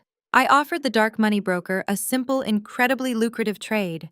I would execute a clean, untraceable release of Jamal's frozen funds, bouncing the $10 million back into their primary offshore accounts without triggering any further federal alerts. In exchange, the cartel had to legally sign over Liam's original promissory note. I wanted the actual binding contract he had signed when he foolishly decided to embezzle their money transferred directly to my private holding company. For a transnational syndicate dealing in billions of dollars, 10 million was a mere rounding error, but leaving a digital paper trail of stolen money linked to a domestic IRS freeze was a severe liability. Business is business. They wanted their clean money restored, and they wanted to wash their hands of the messy, compromised Detroit branch. The broker agreed instantly. I watched the screen as a heavily encrypted file dropped into my secure inbox. It was the original digital promissory note. It outlined Liam's staggering $10 million embezzlement debt, complete with his digital signature, his biometric authorization stamp, and the ironclad personal guarantees he had stupidly provided. The cartel had originally hidden this debt under a dummy corporate loan from a shell company registered in Belize. My fingers flew across the keyboard. I stripped the Belize shell company's name from the creditor line and officially transferred the ownership of the debt to Apex Financial Solutions. Apex was a completely legal, fully licensed domestic holding company, of which I was the sole proprietor. I initiated the release of Jamal's frozen funds, sending the money cascading back to the cartel's clean accounts. The broker immediately severed the connection. The digital ghost town vanished. "Pop the trunk," I said, looking up at John. "I know you still carry the mobile secure printer from your bureau days." John grinned, a sharp, dangerous look that reminded me exactly where I got my absolute ruthlessness. He popped the trunk latch. I climbed out of the car, the cool night air biting through my thin silk dress, and walked around to the back of the sedan. John already had the rugged black tactical case open. Inside sat a portable high-grade laser printer hooked up to an independent battery pack. I synced my phone to the printer via a secure Bluetooth bridge. I tapped the print command on the newly minted contract. The machine whirred to life, the mechanical hum loud in the quiet parking alcove. 2 crisp white pages slid out of the feeder. I picked them up, the ink still warm against my cold fingers. I read over the dense legal jargon, my eyes tracing the absolute ironclad terms of the agreement. Liam had pledged everything he owned. He had pledged every future earning, every liquid asset, his shares in the company, and his absolute total compliance to the holder of this debt. And now I was the holder. I am now literally his owner, I said, staring at the pages. He owes me $10 million, and it is a completely legitimate, fully documented corporate debt that I can enforce in any United States civil court. He cannot run. He cannot file for bankruptcy to escape it. I own his past, his present, and his future. John handed me a sleek black leather folder from his emergency supply kit. I slid the printed contract inside, snapping the silver clasp shut. The physical weight of the folder in my hands felt infinitely better than carrying a weapon. He thinks he is walking into a coronation tonight, John said, slamming the heavy trunk shut.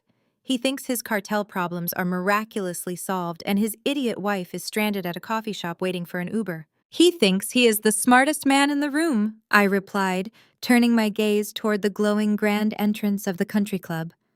The sound of a live string quartet drifted out through the massive double doors, mixing with the polite, affluent laughter of the city's most powerful people. Let us go show him exactly how wrong he is. We walked toward the entrance, our footsteps perfectly synchronized on the cobblestone path. The valet attendants barely glanced at us as we breezed past the line of luxury vehicles. I smoothed the fabric of my dress, adjusting my posture to project the perfect demure elegance that Liam always demanded of me in public. I let my shoulders drop slightly intentionally, adopting the submissive, quiet persona of Hannah, the timid tax accountant. The heavy brass doors swung open, revealing the massive, glittering ballroom. Crystal chandeliers hung from the vaulted ceilings, casting a warm golden light over the crowd. Waiters in crisp white tuxedos glided through the room, carrying silver trays of champagne and expensive caviar. I scanned the room, my eyes sweeping over the elite crowd. It did not take long to spot them. Liam, Jamal, and Patricia were standing near the grand staircase at the far end of the ballroom. They were a portrait of high society perfection, radiating absolute confidence. Liam was wearing a custom-tailored tuxedo. A smug, brilliant smile plastered across his handsome face as he shook hands with a prominent venture capitalist. He looked entirely unbothered by the fact that he had orchestrated a violent home invasion and his wife's murder just a few hours ago. He looked exactly like a man who believed he had successfully conquered the world. Jamal stood next to him, though his posture was distinctly different. His smile was incredibly strained, his eyes darting nervously around the room. He kept reaching into his pocket, his hand hovering anxiously over his phone. The panic of the frozen Cayman servers was clearly eating him alive from the inside out, but he was desperately trying to maintain the wealthy tech bro facade for the investors. And then there was Patricia. She was holding a flute of champagne, her newly styled platinum hair perfect, but her face was a rigid mask of poorly concealed terror. She was actively ignoring the prominent charity board members, who were trying to catch her eye across the crowded room. She knew the federal audit was looming, and she knew she was completely trapped. "Look at them," John murmured, stepping up beside me and adjusting his suit jacket. "A family of vipers waiting for the hammer to fall." I gripped the leather folder tighter in my hand. "The hammer is already falling," I whispered, keeping my eyes locked on Liam. "They just have not looked up to see it yet." I took a deep breath, letting the final remnants of the old frightened Hannah dissolve into the ambient noise of the ballroom. I stepped forward, walking directly toward the center of the crowd. It was time for the perfect victim to make her grand entrance. I stepped forward, walking directly toward the center of the crowd. It was time for the perfect victim to make her grand entrance. But the woman walking into the blinding light of the crystal chandeliers was a ghost of the past. The metamorphosis had taken place exactly 40 minutes ago in the heavily tinted privacy of John's bulletproof SUV. After I had legally seized Liam's $10 million debt from the cartel, I pulled a heavy canvas garment bag from the back seat. I shed the drab beige sweater and the sensible, shapeless slacks Liam had always demanded I wear. The modest middle-class disguise fell away. In its place, I slipped on a breathtaking tailored crimson suit. The fabric was sharp, the cut aggressive, and the color was a deliberate, unmistakable declaration of war. It was the exact shade of blood Liam expected to see spilled tonight. John had watched from the driver's seat, the engine of the armored vehicle idling with a low, powerful hum. He reached into his tactical bag and pulled out a small, faded velvet box. He handed it to me across the center console. Inside rested a delicate silver necklace. It was a simple, unpretentious piece, an heirloom from my late mother.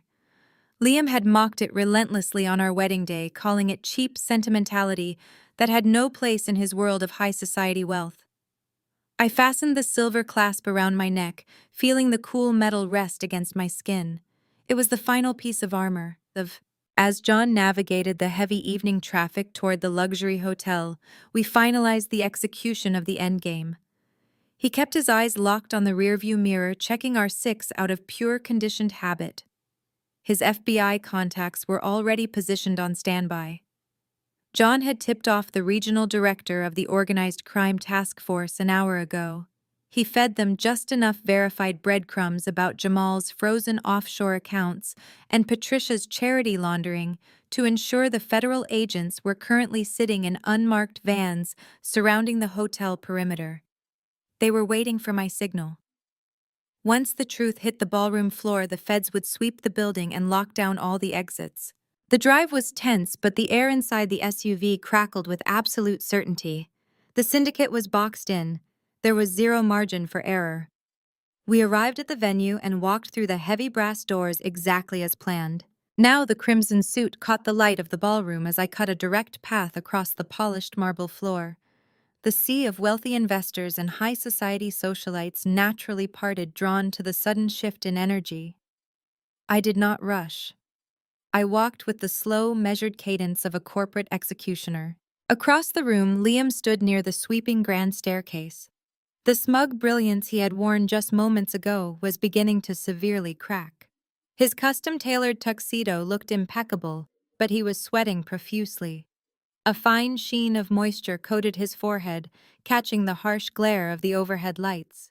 He wiped his brow with a silk handkerchief, his eyes darting frantically toward the main entrance and then toward the shadowed corners of the venue. He grabbed Jamal by the elbow, pulling him forcefully behind a massive floral arrangement, away from the earshot of the lingering venture capitalists. I adjusted my trajectory, intercepting their blind spot, and slipping behind a marble pillar just inches from where they stood. The acoustics of the grand room masked my footsteps perfectly. Jamal looked like he was about to vomit. The arrogant tech bro demeanor was completely eradicated, replaced by the visceral terror of a man who knew his digital empire was burning to the ground. Liam leaned in so close his voice was a desperate, strained hiss. "Where is the hitman?" Liam demanded, his tone vibrating with barely suppressed panic. "You told me the Detroit crew dispatched their best men an hour ago. You guaranteed this would be handled before the main reception. Why is she not answering her phone, Jamal? Why isn't my wife dead yet?" Jamal swallowed hard, wiping his own sweating palms against his expensive slacks. "I do not know, Liam." The encrypted channel went completely dark. The broker stopped responding. The entire communication network is completely severed. It is like the cartel just vanished into thin air. Liam grabbed the lapels of Jamal's jacket, shaking him violently. "Cartels do not vanish, Jamal. They collect. They promised a clean hit. They promised she would be found the victim of a random carjacking before the champagne toast. I paid them the advance. I gave them her exact location. If she walks through those doors with those audit files, we are all going to federal prison. Call the broker again." "I cannot," Jamal stammered, pulling away from Liam's iron grip. "The offshore accounts are completely frozen. The master ledger is locked. I cannot even access the funds to verify the wire transfer. We have zero leverage, Liam. The money is gone." Liam dragged a shaking hand through his perfectly styled hair. His breathing was erratic, sharp, and shallow.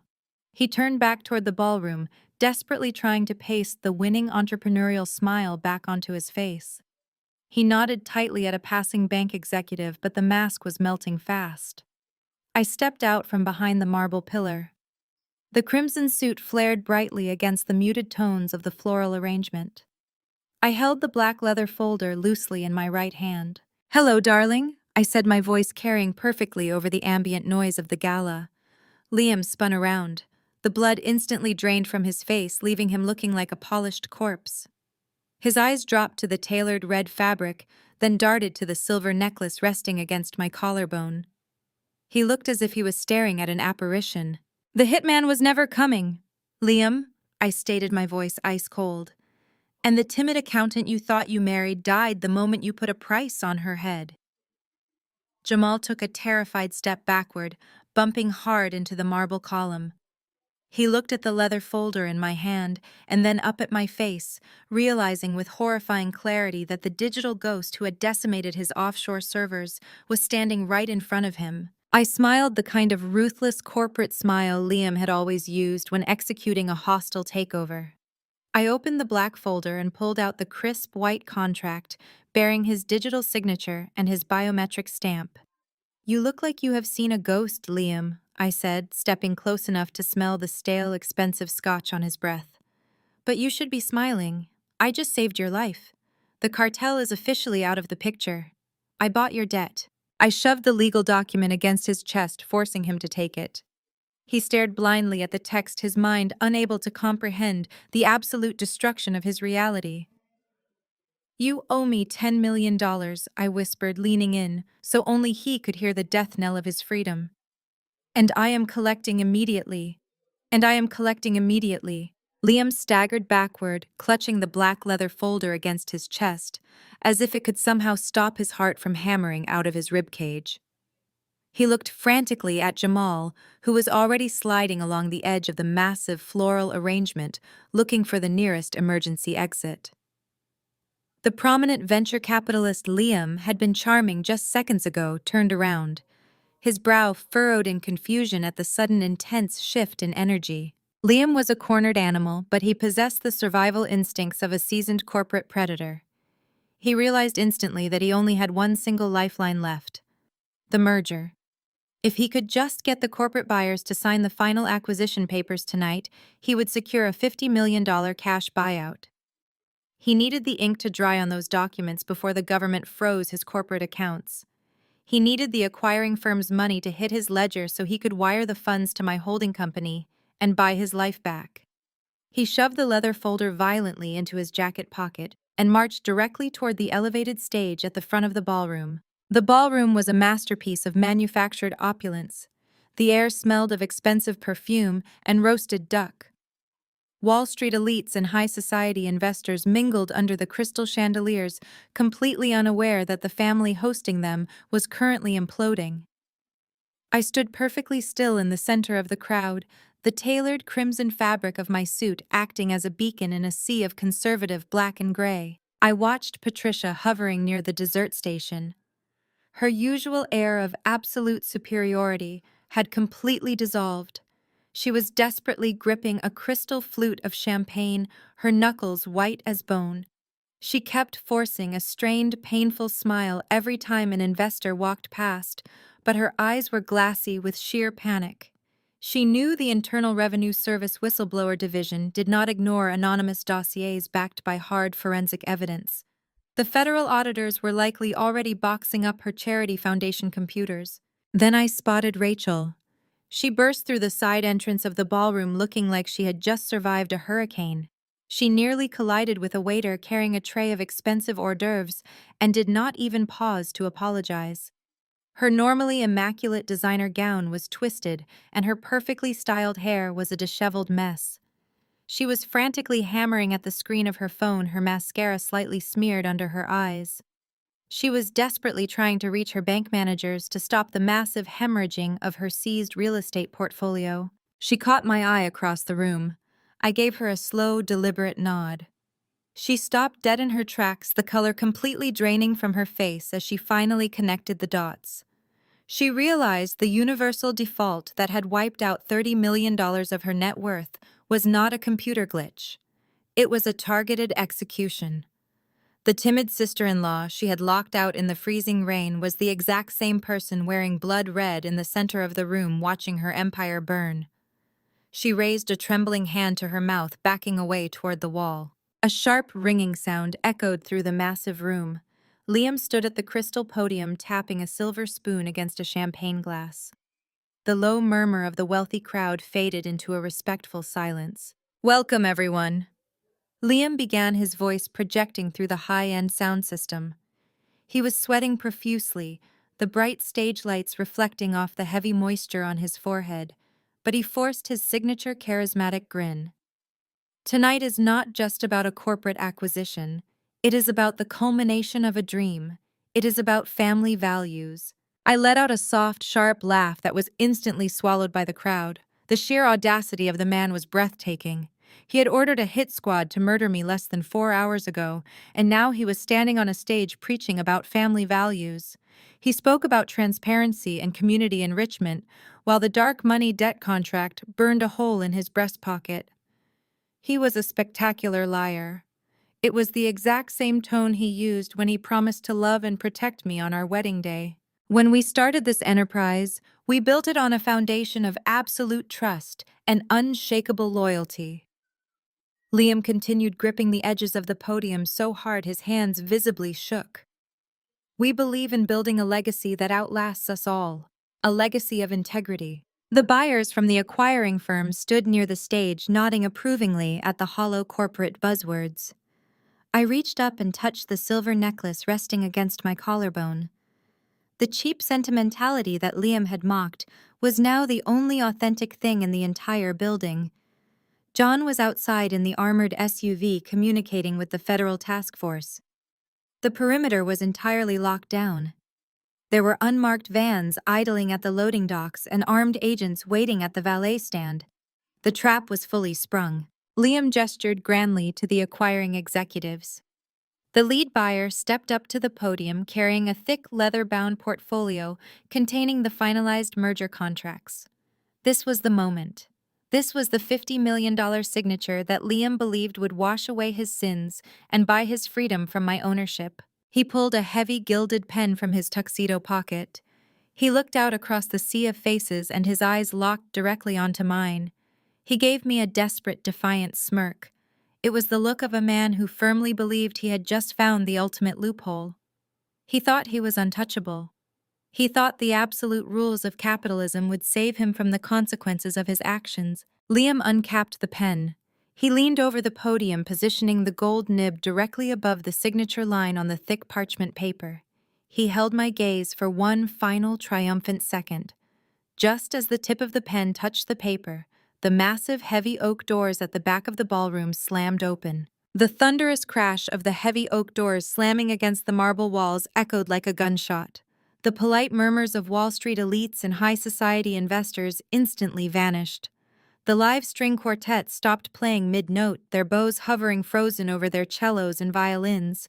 Hundreds of heads snapped toward the entrance simultaneously. I stepped over the threshold. The tailored crimson suit I wore blazed under the warm light of the crystal chandeliers, standing out like an open wound against the sea of conservative black tuxedos and muted designer gowns. For years, Liam had meticulously controlled every aspect of my public appearance. He had dictated that I wear beige blush and ivory. He had insisted I walk half a step behind him, keeping my head down and my voice soft. He had engineered me to be a quiet, invisible accessory to his rising empire. Tonight I was blinding. My heels struck the polished marble floor with a sharp, rhythmic cadence. The sound cut through the absolute dead silence of the ballroom. I strode directly down the center aisle, my posture rigid, my chin held high. The crowd naturally parted, stepping back to clear a path, as if physically repelled by the sheer force of the energy radiating from me. I did not look left or right. I kept my eyes locked dead ahead, focused entirely on the elevated stage at the front of the room. On that stage, Liam was currently experiencing the total collapse of his reality. The heavy gold pen slipped from his fingers. It hit the crystal podium with a sharp clatter and rolled off the edge, plummeting to the stage floor. His perfectly manufactured smile shattered into a million pieces. The color drained from his face so fast, he looked as though he was going to pass out. He stared at me with an expression of pure, unadulterated horror. He looked exactly like a man watching a ghost march out of a grave he had paid a cartel to dig. To his left, Patricia let out a loud, strangled gasp. Her hand flew to her chest, her diamond rings flashing under the lights. The crystal champagne flute slipped from her trembling fingers and shattered against the stage floor, spraying expensive vintage wine across her designer shoes. She stumbled backward, her carefully constructed facade of high society dominance entirely eradicated by the sight of my survival. Behind them, Jamal physically recoiled. He took a fast, stumbling step backward, his shoulder blades hitting the large digital projection screen displaying the merger logo. His eyes were wide with absolute terror. He was not just looking at a woman who had somehow survived a hit squad, he was looking at the digital executioner who had frozen his offshore accounts and seized his criminal syndicate's money. He began hyperventilating, his chest heaving violently under his tailored suit. But Liam was a creature of absolute corporate survival. His instincts flared, instantly overriding his shock. He possessed a terrifying ability to pivot and manipulate any narrative in real time. He knew the acquiring executives were watching his every move. He forced his rigid features into a mask of overwhelming, desperate relief. He practically leaped off the stage, bounding down the short flight of stairs and rushing down the center aisle toward me with his arms outstretched. Hannah Liam cried out, his voice thick with manufactured emotion, projecting loud enough for the Wall Street buyers and the board of directors to hear clearly. "Oh my God, you are safe. I was so worried." He closed the distance between us and wrapped his arms around me, pulling me into a crushing, desperate embrace. The audience let out a collective breath, touched by the dramatic reunion of a devoted executive husband and his unexpectedly arriving wife. Several investors actually smiled, finding the display of family values charming. But as his mouth brushed past my ear, the loving, devoted husband instantly vanished. His grip tightened painfully on my arms, his fingers digging violently into the fabric of my crimson jacket. "How the hell are you alive?" he hissed, his voice a venomous, panicked whisper meant only for me. His breath was hot and ragged against my skin. "Where is the crew I paid? How did you get past them?" He expected me to tremble. He expected me to freeze in fear, just as I always had whenever he used that dark, threatening tone in the privacy of our home. He expected the old Hannah to submit to his aggressive physical control. I did not break character for the audience. I maintained a bright, serene smile for the watching executives.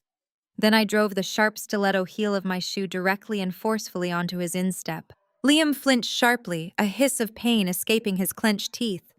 His iron grip loosened just enough for me to maneuver.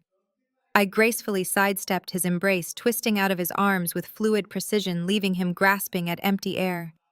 I smoothed the lapels of my crimson jacket entirely unbothered. I walked right past him, leaving him stranded in the middle of the aisle. I ascended the stairs to the stage with deliberate, unhurried steps. The acquiring executives standing near the podium exchanged bewildered glances. The lead buyer, a seasoned corporate raider known for his ruthless due diligence, frowned deeply. He looked down at the $50 million contract, then back up at me. His instincts clearly warning him that a catastrophic financial storm was about to break. Patricia tried to intervene. She took a step toward the podium, forcing a strained, trembling smile. "Hannah, darling." She interrupted, her voice shaking wildly. "This is a private corporate signing. You are clearly exhausted from whatever ordeal you just went through. Let us take you to a quiet room." I ignored her, completely locking my eyes on the lead executive. I stepped directly up to the crystal podium. I picked up the microphone that Liam had abandoned. I tapped it once, ensuring it was live. The sharp thud echoed through the high-grade sound system, verifying that I had the undivided attention of every single person in the massive ballroom. I looked out over the sea of confused elite faces. My gaze swept past the venture capitalists, past the charity board members, past Patricia's rigid terror, and finally settled on Liam. He was frozen at the bottom of the stairs, staring up at me with helpless, raging panic. "I apologize for interrupting this momentous occasion," I announced, my voice perfectly steady, amplified, and ringing with absolute undeniable authority. "But I am here to discuss some severe liabilities in my husband's portfolio before you sign that merger. The lead buyer from the acquiring firm physically recoiled, stepping away from the podium as if Liam were suddenly radioactive. The polite murmurs of the elite crowd instantly escalated into a panicked, buzzing hum. Liam lunged forward, his face contorted in a mask of desperate rage, trying to snatch the microphone from my hand. I smoothly pivoted out of his reach, sliding gracefully to the far edge of the podium. I reached into the tailored pocket of my crimson suit and pulled out a small black remote. John had hacked directly into the hotel audiovisual system from his armored vehicle outside. I pressed the single silver button. Behind me, the massive high-definition presentation screen flickered violently. The sleek gold and blue corporate logo of Liam's fraudulent merger vanished instantly. The entire room gasped as a wall of raw, scrolling data replaced the pristine graphic. Lines of back-end code, offshore banking routing numbers, and heavily encrypted transaction logs illuminated the ballroom in a harsh, unforgiving blue glow. I turned my gaze away from Liam and locked eyes with his partner. Jamal was standing near the edge of the stage, his complexion the color of wet ash. He looked exactly like a man watching a firing squad assemble in front of him. "Jamal," I said, my voice echoing off the vaulted ceilings and cutting cleanly through the rising panic of the crowd. "Your encrypted servers in the Caymans were brilliant. You layered the shell companies flawlessly and buried the IP addresses under 5 different international jurisdictions. It was a masterpiece of digital evasion." I paused, letting the terrible silence stretch across the room. The Wall Street executives were now pulling out their phones, furiously texting their legal departments and crisis management teams, realizing they had almost signed a contract tied directly to cartel blood money. "Sadly, the IRS currently holds the $10 million you tried to launder this morning," I stated. Jamal let out a choked, agonizing sound. His legs gave out completely. He fell to his knees on the polished marble floor, hitting the ground with a heavy, sickening thud. He buried his face in his trembling hands, his shoulders heaving as he sobbed uncontrollably. The reality of federal prison materialized before him, crushing his arrogant, untouchable persona into absolute dust. Suddenly, a piercing shriek cut through the murmurs of the crowd. Rachel shoved her way to the front of the stage, bulldozing past a group of horrified venture capitalists. Her expensive designer gown was wrinkled, and her hair was a tangled mess. She gripped her phone like a weapon, her knuckles stark white. "You lying psycho!" Rachel screamed, pointing a shaking finger directly at my face. "You planned this. You faked these documents because you are jealous. You have always been jealous of our success. You are trying to destroy my husband because you are a pathetic nobody." I looked down at her from the elevated stage, allowing a cool, genuine smile to spread across my face. I did not raise my voice, but the microphone carried my absolute authority over her unhinged hysterics. "I do not need to fake anything, Rachel," I replied, keeping my tone frighteningly calm. "I simply tracked exactly where Jamal parked his dirty cartel money." "Did you really think you became a real estate mogul through pure business acumen? Did you honestly believe your sudden, brilliant success in the commercial property market was due to your raw talent and hustle?"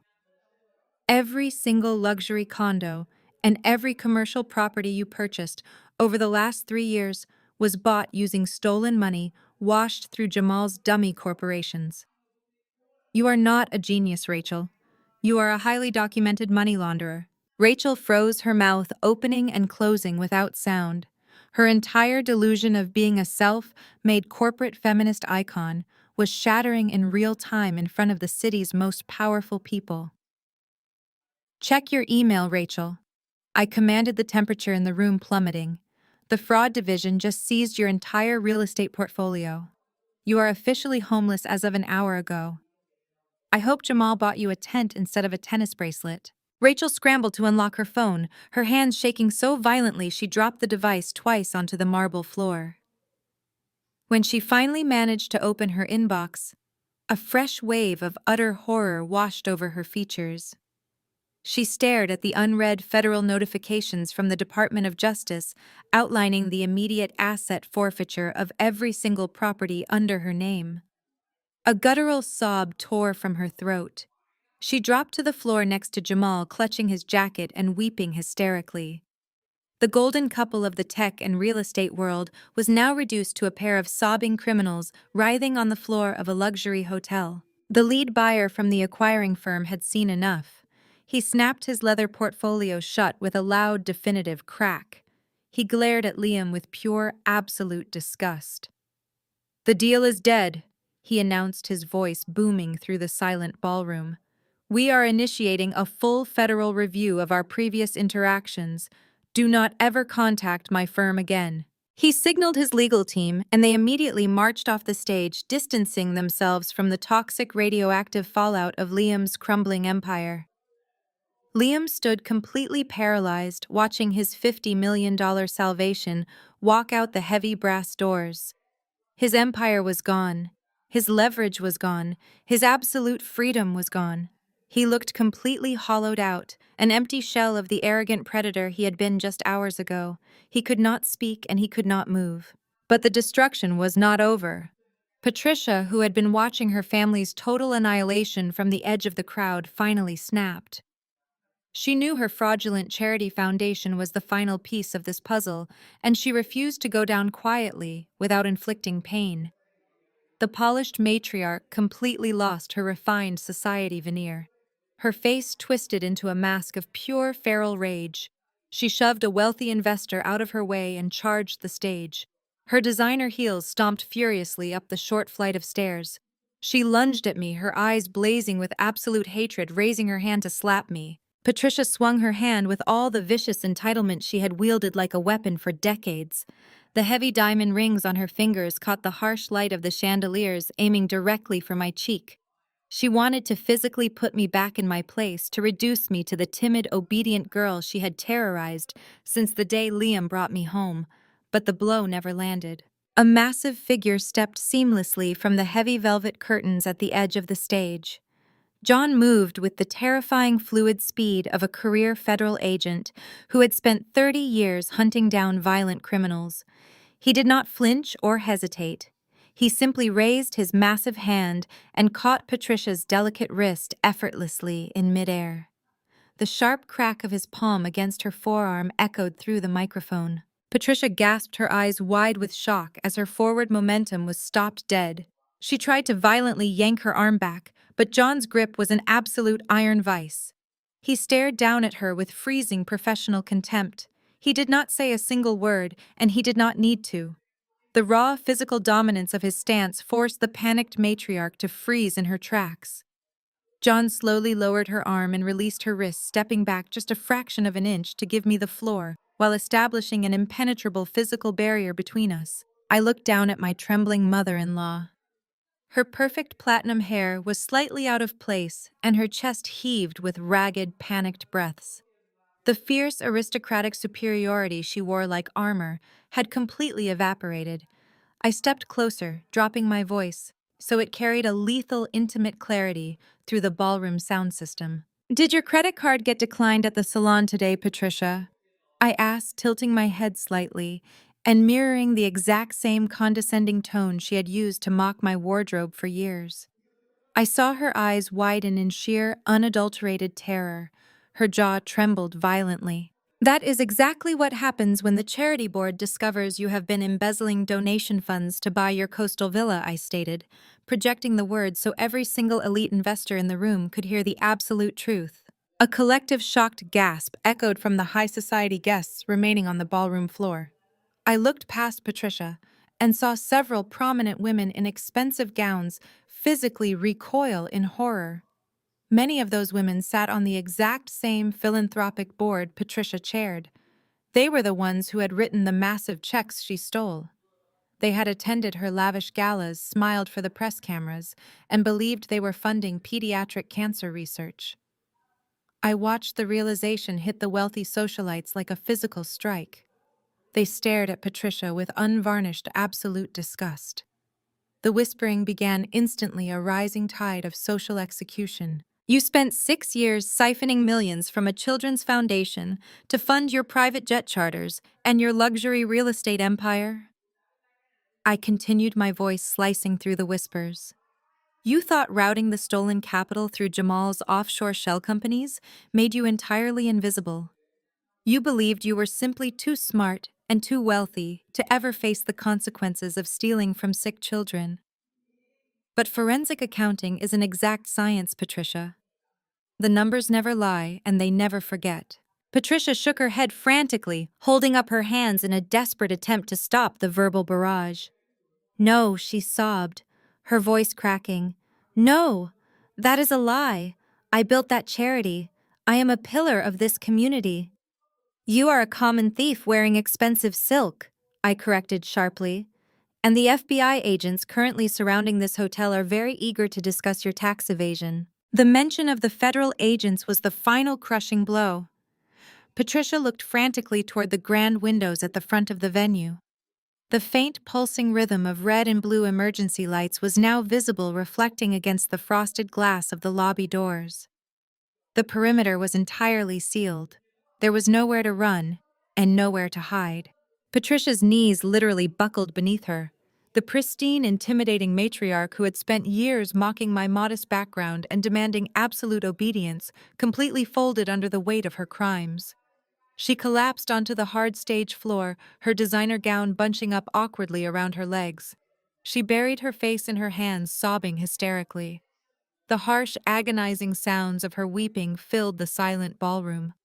Her faux wealthy facade was completely and utterly shattered, leaving nothing but a terrified, ruined woman waiting to be handcuffed. I stood over her feeling absolutely nothing, no pity, no guilt, and no remorse. She had helped orchestrate my murder simply to protect her stolen wealth. I stepped smoothly past her kneeling form, dismissing her entirely from my reality. She was no longer a threat. She was just collateral damage in the total destruction of the syndicate. I turned my sights solely on the architect of my nightmare. I looked down from the stage, searching the crowd for my husband. Liam was no longer standing at the bottom of the stage stairs. The charismatic leader, the brilliant entrepreneur, the devoted family man had completely vanished. The coward had abandoned his mother, his business partner, and his mistress the second the trap snapped shut. He was slowly and desperately backing away toward the heavy service doors at the far end of the ballroom, keeping to the deep shadows along the perimeter wall. The glowing red emergency exit sign illuminated the sheer visceral panic sliding across his face. He bumped into a waiter spilling a tray of champagne glasses onto the floor, but he did not stop. He kept moving backward, his eyes darting frantically, looking for any possible avenue of escape. He thought he could slip away in the chaos. He thought he could walk out the back door and disappear into the night, leaving the rest of his family to burn. He was dead wrong. I tightened my grip on the microphone and stared directly at him, locking him in my predatory gaze. The real execution was just beginning. Liam shoved his shoulder hard against the heavy brass crash bar of the emergency exit. He threw his entire body weight into the metal fixture, desperate to break out into the cool night air and disappear before the federal agents breached the lobby. The door did not yield a single fraction of an inch. He slammed his fist against the reinforced glass, hyperventilating. He turned around, his chest heaving under his tailored tuxedo, just as John stepped directly into his path. The massive federal agent had left Patricia weeping on the floor and crossed the room with terrifying speed. John simply crossed his thick arms over his chest, blocking the only viable exit with his imposing frame. Liam was trapped like a rat in a sealed maze. Panic completely consumed his legendary corporate composure. Liam spun away from the locked doors and faced the silent ballroom. The flashing red and blue lights from the federal vehicles outside cast long, shifting shadows across his pale, sweating face. He raised his hands, palms out, forcing a shrill, desperate laugh that echoed unnaturally against the crystal chandeliers. "She is crazy!" Liam shouted, pointing a trembling finger toward the stage. "Do not listen to a word she says. She is a delusional accountant, making up lies because our marriage is failing. She is having a mental breakdown. This is a psychotic episode designed to ruin my career because she cannot handle my success." I watched him flail from the podium, feeling a profound sense of closure. For years, he had successfully painted me as the timid, highly emotional wife who could not handle the pressures of his elite social circle. He had used that exact same gaslighting technique to isolate me from my peers, to control our finances, and to make me question my own sanity whenever I noticed discrepancies in his ledgers. He thought he could use that weapon one last time to save his skin, to convince a room full of his peers that I was simply a hysterical woman. I did not argue with him. I did not raise my voice to defend myself against his frantic accusations. I simply picked up my phone from the podium surface and tapped the screen once. The silver necklace resting against my collarbone was not just a sentimental piece of cheap jewelry. It was a high-grade federal recording device that had captured every single word spoken in his private office earlier that afternoon. The raw audio file synced instantly with the hotel audiovisual system. The polite classical music playing softly in the background abruptly cut off. A sharp burst of static crackled through the massive ballroom speakers, followed instantly by a voice that everyone in the room recognized. "Make it look like a home invasion." Liam's recorded voice boomed from the surround sound speakers, wrapping around the horrified audience. The audio was crystal clear, capturing the cold, calculated arrogance he reserved only for the shadows when he believed no one could touch him. "I want it done tonight while the gala is happening. I need an airtight alibi. Make sure she is dead before you leave the property. I want the 10 million life insurance." The recording clicked off, leaving a deafening, devastating silence in its wake. The Wall Street executives, the socialites, and the venture capitalists stared at Liam in absolute horror. The elegant ballroom had transformed into an active crime scene. Whispers erupted instantly, ripping through the crowd like a shockwave. Men and women physically backed away from him, treating him like a violent predator unmasked in their midst. The glittering high society facade of the entire family was completely incinerated. The CEO of the merging company was still standing near the edge of the stage, his face completely drained of color. He was a man who dealt in cutthroat acquisitions and aggressive corporate takeovers, but he drew a hard, undeniable line at contracting cartel hitmen to murder a spouse for insurance money. He looked down at the thick leather-bound portfolio containing the finalized merger contracts. He pulled the heavy parchment documents out of the binding, his hands shaking with sheer disgust. He gripped the $50 million agreement and tore the thick stack of paper in half right there on the stage. The sound of the tearing paper was loud and definitive. He tossed the shredded contracts onto the marble floor, scattering the pieces like dead leaves over the spilled champagne. "You are going to rot in federal prison, Liam," the CEO stated, his voice laced with absolute revulsion. Liam watched the pieces of his corporate salvation flutter to the ground. His eyes darted wildly around the room. He looked at Jamal, who was still sobbing on the floor, clutching his frozen offshore accounts. He looked at Rachel, who was staring blankly at the wall, realizing her entire real estate empire was seized. He looked at his mother, Patricia, weeping hysterically over her exposed charity embezzlement. The crushing weight of reality finally shattered his manufactured reality. There were no loopholes left. There were no lawyers slick enough to beat a crystal-clear audio confession of conspiracy to commit murder coupled with forensic proof of international money laundering. He was not just losing his company. He was going to spend the rest of his natural life behind bars, surrounded by the very cartel members he had tried to cheat. The sheer gravity of his absolute destruction snapped the last thread of his arrogant pride. The powerful, untouchable venture capitalist completely dissolved. Liam stumbled forward, his knees hitting the polished marble floor with a loud crack. He crawled toward the edge of the stage, ignoring the disgusted gasps of his former investors. Tears streamed down his face, ruining his perfectly groomed appearance. "Hannah, please." Liam begged, his voice cracking into a high-pitched, pathetic whine. "You have to understand, the cartel forced me to do it. Jamal got us in too deep with the offshore accounts, and they threatened me. They said they were going to kill me if I did not provide the capital. I had no choice." He reached out, grasping at the air, empty hands trembling wildly.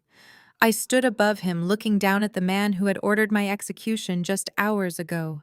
He was weeping openly, his chest heaving with sheer terror. "They are going to kill me in prison.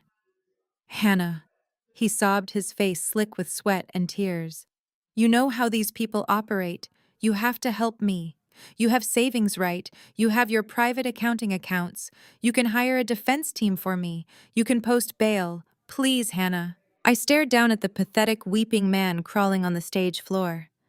The brilliant titan of industry was completely gone, replaced by a sniveling coward begging for scraps.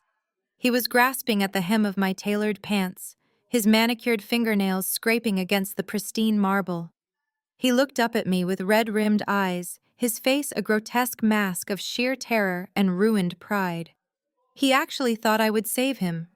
After hiring a hit squad to end my life, he genuinely believed my inherent sense of domestic duty would somehow force me to rescue him from his own lethal incompetence. I reached into the inner breast pocket of my crimson jacket. I did not pull out a checkbook. I did not pull out the business card for a high-powered defense attorney. I pulled out a thick, folded piece of heavy vellum paper. It was the original physical promissory note, carrying Jamal's messy signature and Liam's clear thumbprint. The exact financial contract that bound their souls and their offshore accounts to a ruthless international cartel. I held the document between my index and middle fingers, letting the thick parchment catch the bright light of the crystal chandeliers overhead. Liam stopped sobbing for a fraction of a second. His wet eyes locked onto the heavy paper. A desperate, wild spark of hope flared across his sweaty face. He recognized the watermark. He thought this was his ultimate salvation. He thought I was handing him a shield against the monsters he had invited into our lives. "You mocked this silver necklace, Liam," I said, my voice dropping to a lethal frozen calm that echoed through the dead silent ballroom. "But it recorded your crimes. And you begged me for money to save you from the cartel." I took a slow, deliberate step forward, towering over his kneeling form. The venture capitalists and the high society investors watched in absolute stunned silence. No one breathed, no one moved. The air in the room was completely electrified, charged with the brutal reality of his destruction. "Well, good news," I continued, my tone devoid of all mercy. "I paid them."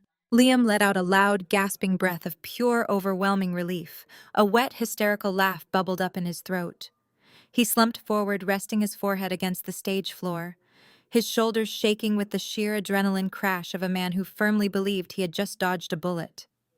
He reached up, reaching for my hand, intending to thank me for being the obedient, devoted wife he had engineered me to be. He firmly believed his manipulation had worked one final time. He was incredibly wrong. I let go of the heavy vellum paper. It fluttered down, landing directly on the marble floor mere inches from his face. Liam stared at it. His eyes darted across the dense legal text, reading the freshly inked addendums at the bottom of the page.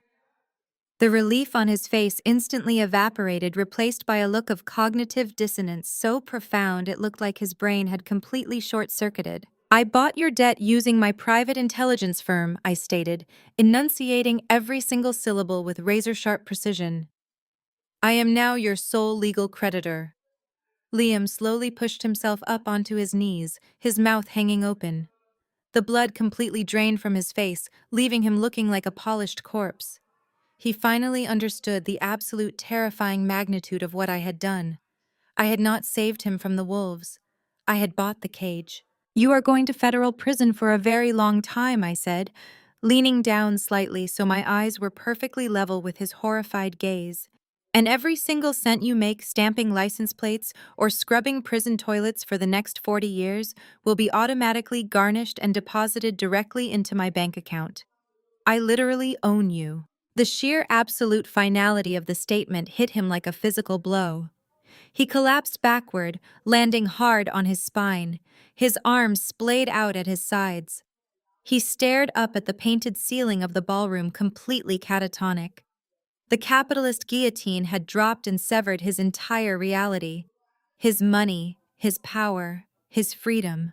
They were all completely eradicated by the exact same financial mechanics he had used to terrorize others. Before the echo of my words could fade from the massive room, the heavy oak doors at the main entrance blasted open. Federal agents in full tactical gear swarmed into the ballroom, moving with aggressive, terrifying precision.